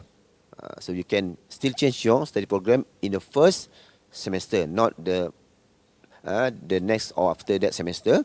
So approval for the change of program of study is subject to the approval of the JKP, the Jawatankuasa Pasca Siswaza. Application can be only made once throughout the course of study except for other reasons as stipulated by JKP. So application for credit transfer. Students may apply for credit transfer if they fulfill the following criteria. First, A, for students who have moved to the university. So courses must be at degree level and in an equivalent program for credit transfer. And second, obtain at least a grade of B for courses that were taken at degree level and only programs that are equivalent. Students who are changing their program must obtain at least a grade B for related courses, and students who are involved in an outbound mobility program can apply for credit transfer for courses that are equivalent to the courses they are to enroll in. Credit transferable courses must be from programs that have been accredited by MQAN listed in MQR. Application must be submitted within the first 4 weeks of the first semester of their studies at the university. Contents from the previous course taken must be at least 80% equivalent to the university course under transfer consideration. The total number of transferable credits shall not exceed 1/3 of the total number of credits of the course pursued at the university, notwithstanding anything stipulated in sub-regulation. There is no limit to the number of credit hour transfer that can be approved for students who interchange within the university, but subject to the credit transfer requirement in sub-regulation 15.1.2b. And each application for transfer of credit hours is subject to a processing fee of RM 300 for each course. Okay. So for payment, it is compulsory for students to pay all relevant fees at each semester, and all fees must be paid during the registration, and total fees are subject to change from time to time without prior notice from the university. So next is the refund. So as you can see from this table, refund for application to withdraw from studies are subject to the schedule below. So for item registration fees, student card insurance and society fees won't be refunded. This except for the study fees if you withdraw at the first 2 weeks of the semester. And part 17 is I think the most important part, assessment and examination. Each course conducted must have a continuous assessment method and or final exam. It depends on the faculty and program as well. And assessment for each course is carried out continuously according to the coursework, final examination and other forms made in study semester, according to methods determined by the faculty, center, academy, institute, subject to JKP approval. Assessment for dissertation, research project, and etc. practices is according to the methods determined by the faculty, subject to JKP approval. Courses assessed based on coursework together with the final semester examination. The coursework weightage shall not be less than 50% of the total marks, while the weightage value for the final examination shall not be less than 30% and not more than 50%. So each dissertation or research project or practicum and etc. will be assessed by at least 2 examiners, including the supervisor for the student's master degree by coursework. examination requirement. The dean of the faculty may prevent a student from sitting for an examination if the student does not attend lectures in excess of 30% of the total attendance set without the permission of the dean of the faculty or director of institute. And the Senate may determine the manner and method in which the examination should be conducted. Postpone or final examination. Students who experience health problems during the final semester examination may apply for postponement of examination from the relevant dean of the faculty. So the application must be made within 48 hours. 48 hours after the examination was conducted. Means that 2 days. Maximum 2 days. So the application must include a letter of confirmation from a medical officer of the university or government hospital. Parents or next of kin of student suffering from a critical illness during the final examination may apply for a postponement of examination on behalf of the student by enclosing a letter of certification from a medical officer of the university or government hospital to the relevant dean of the faculty or director of institute. Replacement examination. In the case of deferment under Regulation 7.3, the faculty will conduct a replacement examination at an appropriate date. So depends on the decision from the faculty. So if the student is still unable to attend the replacement examination on the scheduled date without a valid reason, then the student will be given a grade of F, F grade for the respective course or courses, and will be required to re-register for the said course or courses. So regarding dissertation, research project, practicum, internship, teaching, practice submission, students who fail to submit a dissertation, submission, research project, practicum, internship, teaching, practice on the due date will be given a grade of F for fail. And students must re-register for the course and will only be allowed to do so once in the course of study, only once. So means that you only be given another chance, or once only. Writing a dissertation. Students must write a dissertation in accordance with the thesis submission and writing guidelines. Dissertation yang start currently used by Universiti Malaysia Sabah. And assessment on the dissertation is subject to the guidelines at the respective faculty, center, academy and institute. Assessment results and final examination. After confirmation by JKP, student will be informed of A. Grade results for each course, B. SGPA or CGPA, and last one, study status for each semester. Either you can proceed or not proceed. Course grade review. Student may apply for a course grade review from the dean of the faculty where the course is offered within 2 weeks of the announcement of examination result. Instead, if you are not happy with your result, then you can ask or write a letter for the review of that particular course.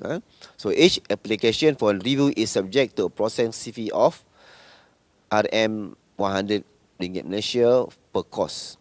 So an examination committee will be formed for the purpose of a course grade review, and the dean of the faculty, center, academy or director of institute where the course is if offered must form an examination committee comprising A. the dean of faculty, the center, academy or director of the institute where the course is offered as the chairperson, or deputy dean who performs academic function when the dean is unable to carry out duties or has a vested interest in the paper that is being reviewed. Let's say the dean is the one who teach the course, so the dean cannot be the chairperson. The deputy dean will take over the function. B. Head of program or coordinator of the course taken. C. One member appointed by the dean or director and the original examiner of the course, and of course as the maybe the one who write the meeting minute, the assistant register of the faculty, the center, academy, institute as secretary.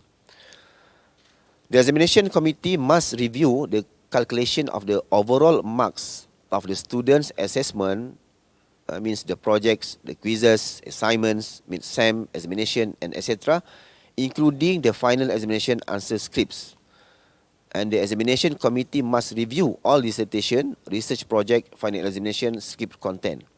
And the Senate's decision with regard to the application for a course grade review is final. Part 18, grade point and status. Examination for all registered courses within a semester will be given a grade point. Grade and grade point given for courses are as follows.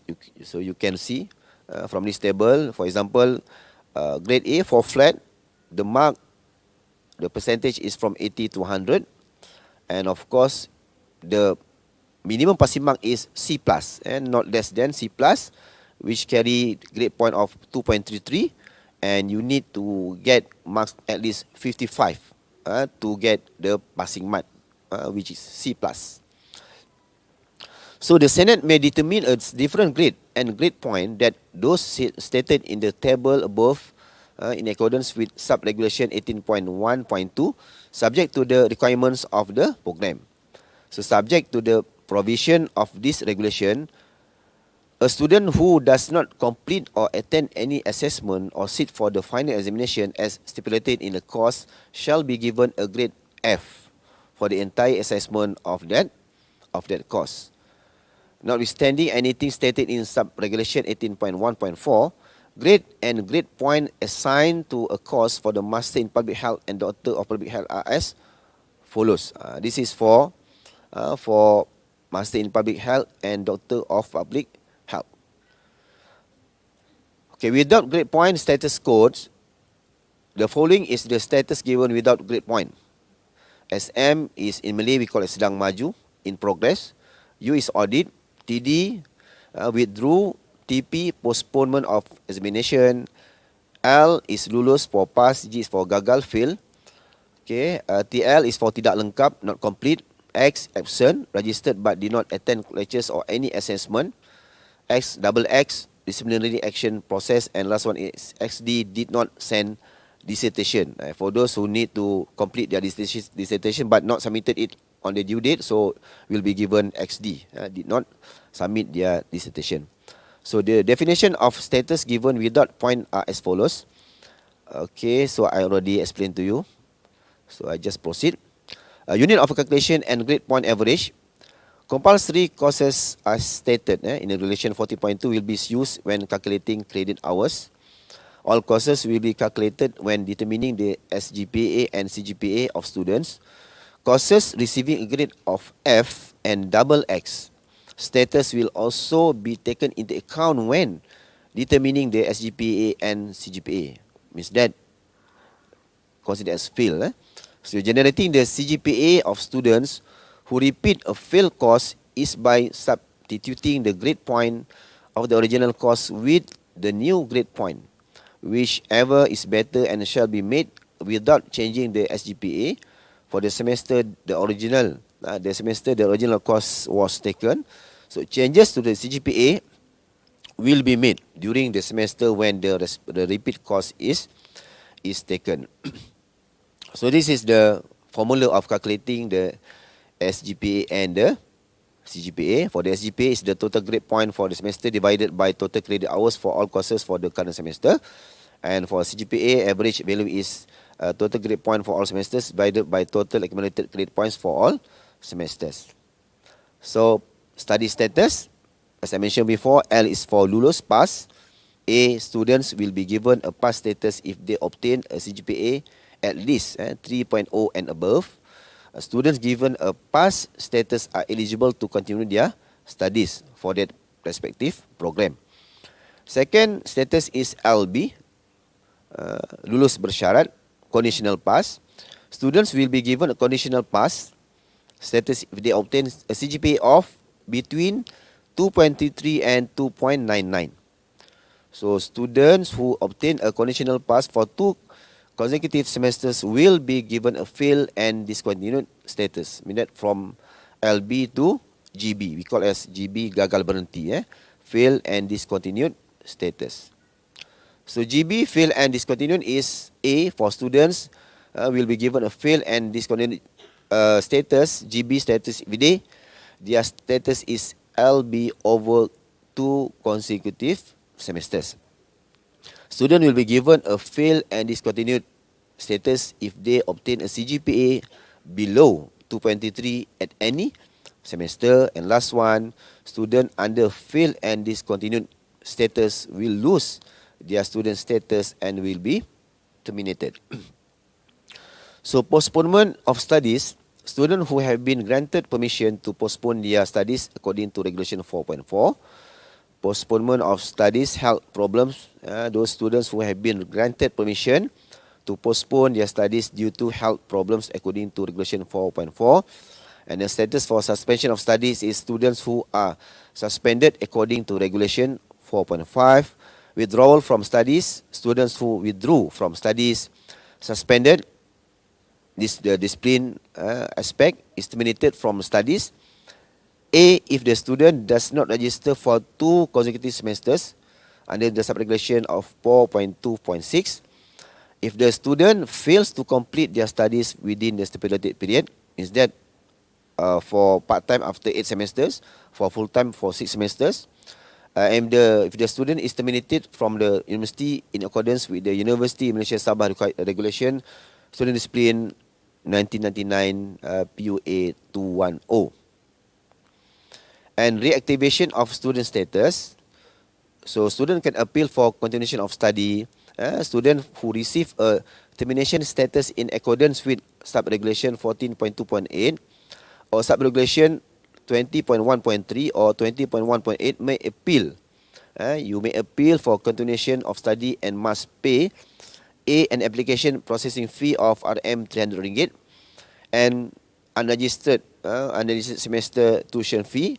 So for the purpose of sub-regulation 20A.1.1, students must appeal or may appeal only once throughout the duration of their studies, and the appeal result may be made by the student is subject to JKP approval, and the decision made by JKP is in accordance to sub-regulation 20A.1.3 is final and no other appeal will be considered after decision have been made.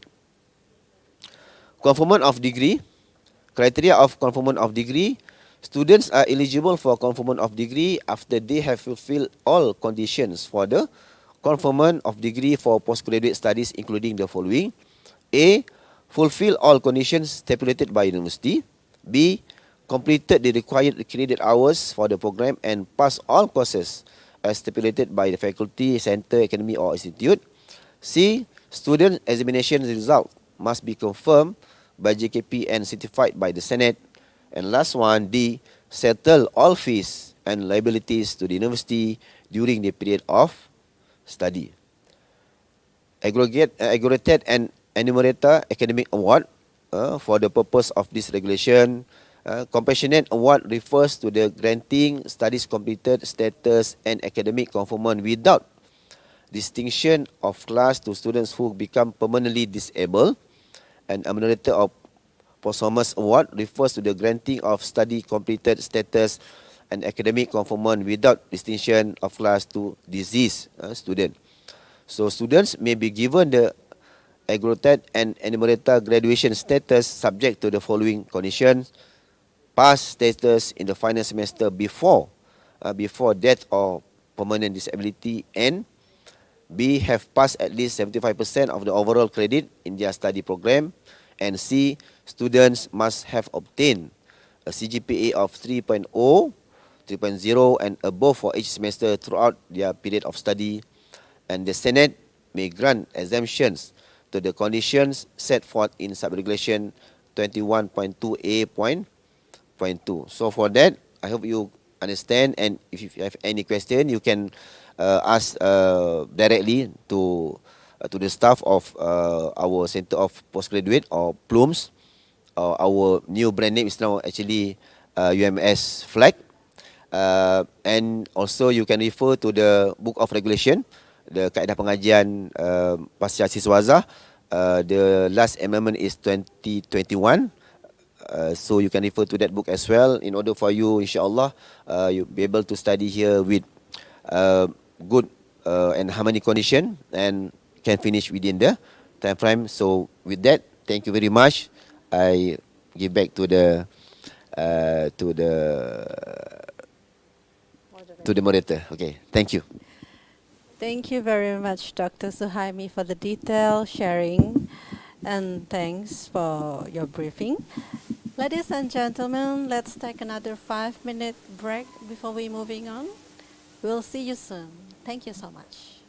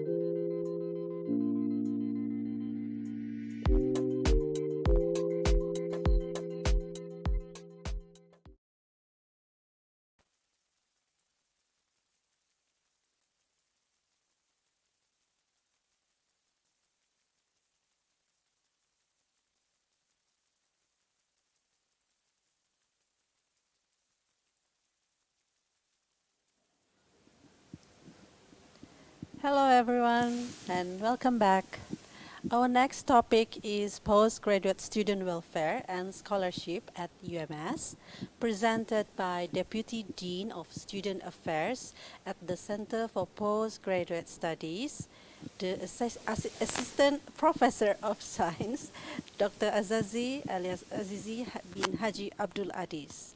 I would like to welcome Dr. Azazi to the stage. Thank you, Madam Chairman, for the invitation. So first of all, I would like to wish all the new students a warm welcome to the University of Malaysia Sabah.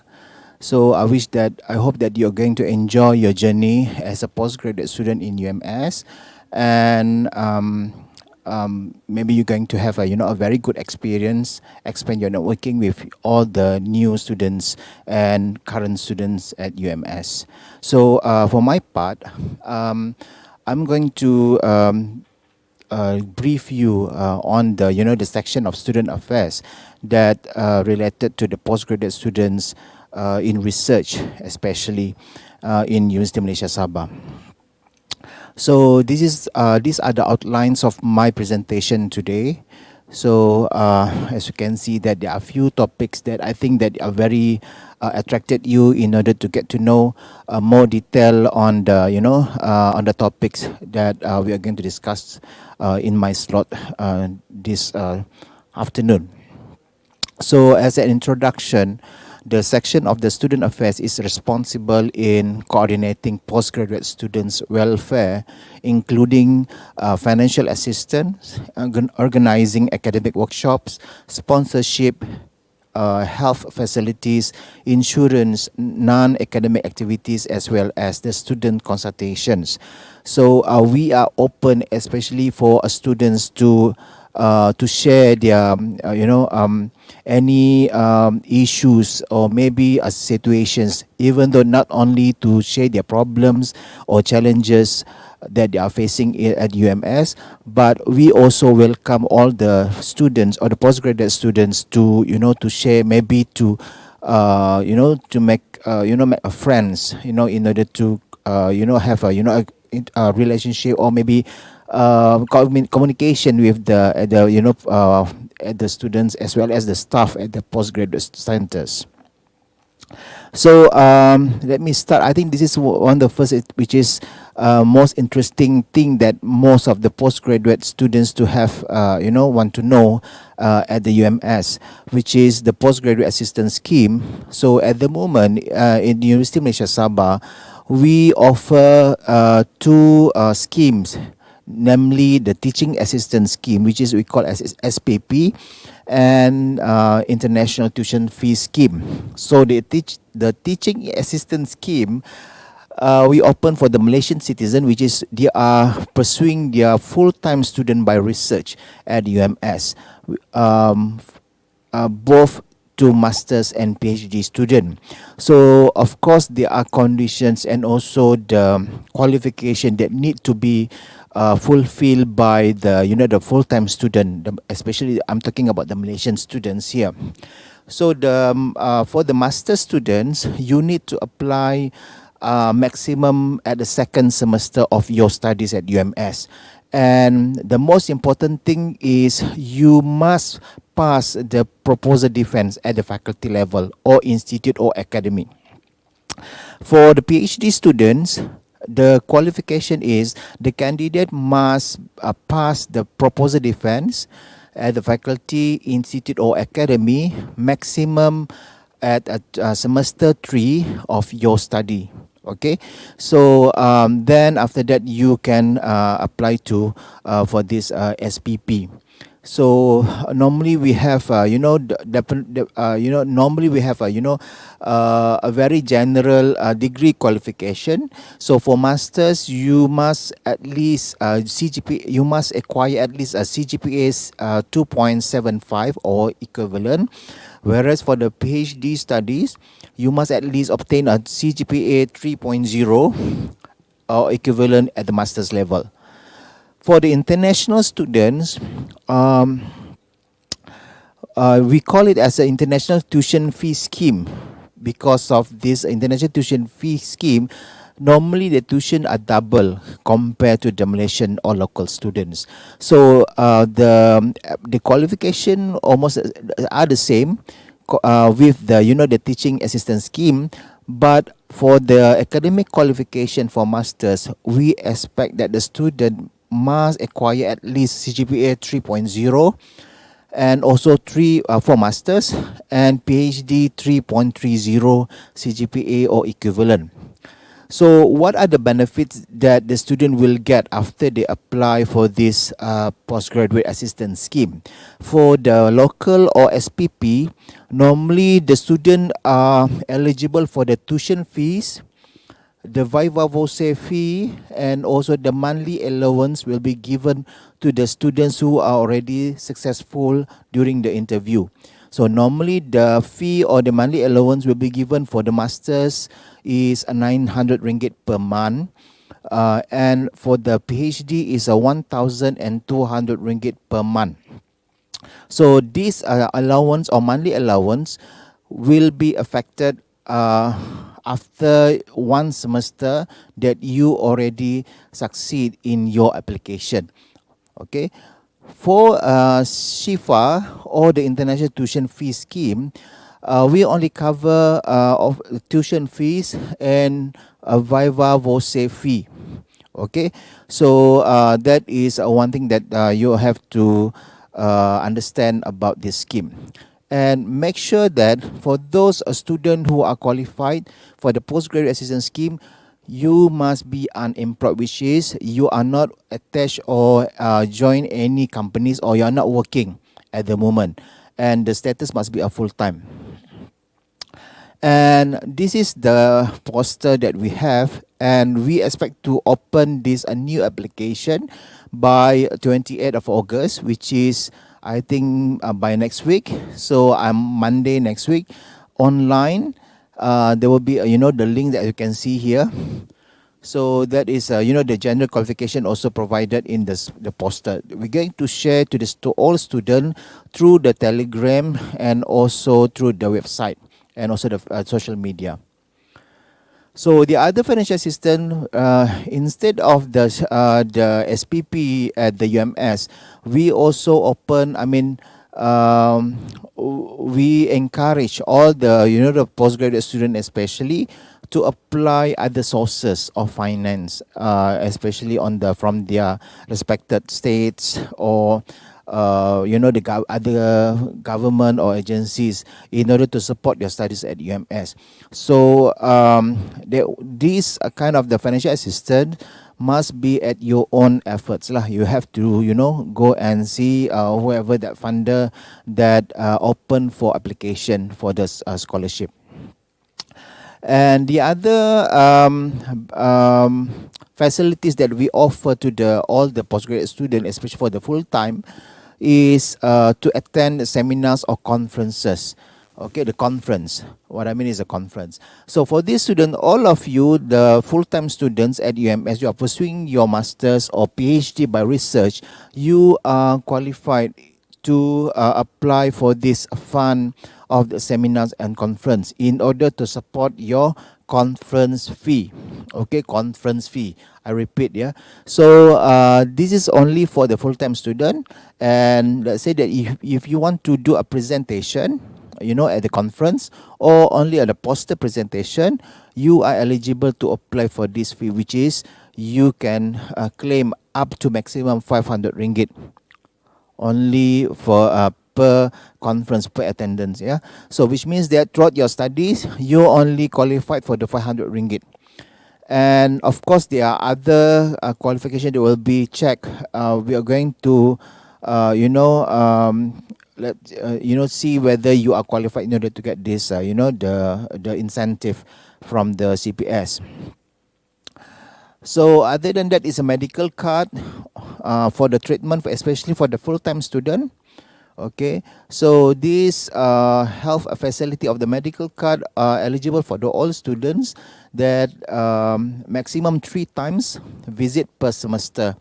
So unfortunately, this facility is not applicable for a DPLI and SPADA. Okay, so for those who have a serious illness that need for them to be warded, so please get the guarantee letter from our staff, in order to get the guarantee to attach for the, for you to get warded, hospitalized at the hospital. And the other facility is the insurance coverage. So as you can see, there are 9 coverage that we offer, especially for the students. The moment that you're already active as a student at University Malaysia Sabah, you are entitled for all of these benefits. If any of the, the accidents or death that you are caused,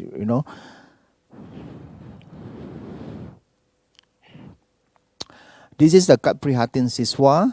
Okay, so I'm sure that Kad Prihatin is already implemented to all students, not only for the postgraduate student, but also to the undergraduate student, which is all students must have the Kad Prihatin Siswa in order to activate at the moment that you already become the students. And the rules and regulations as well. So the rules and regulation, I think that all the students, the moment that you already registered and become our student at UMS, you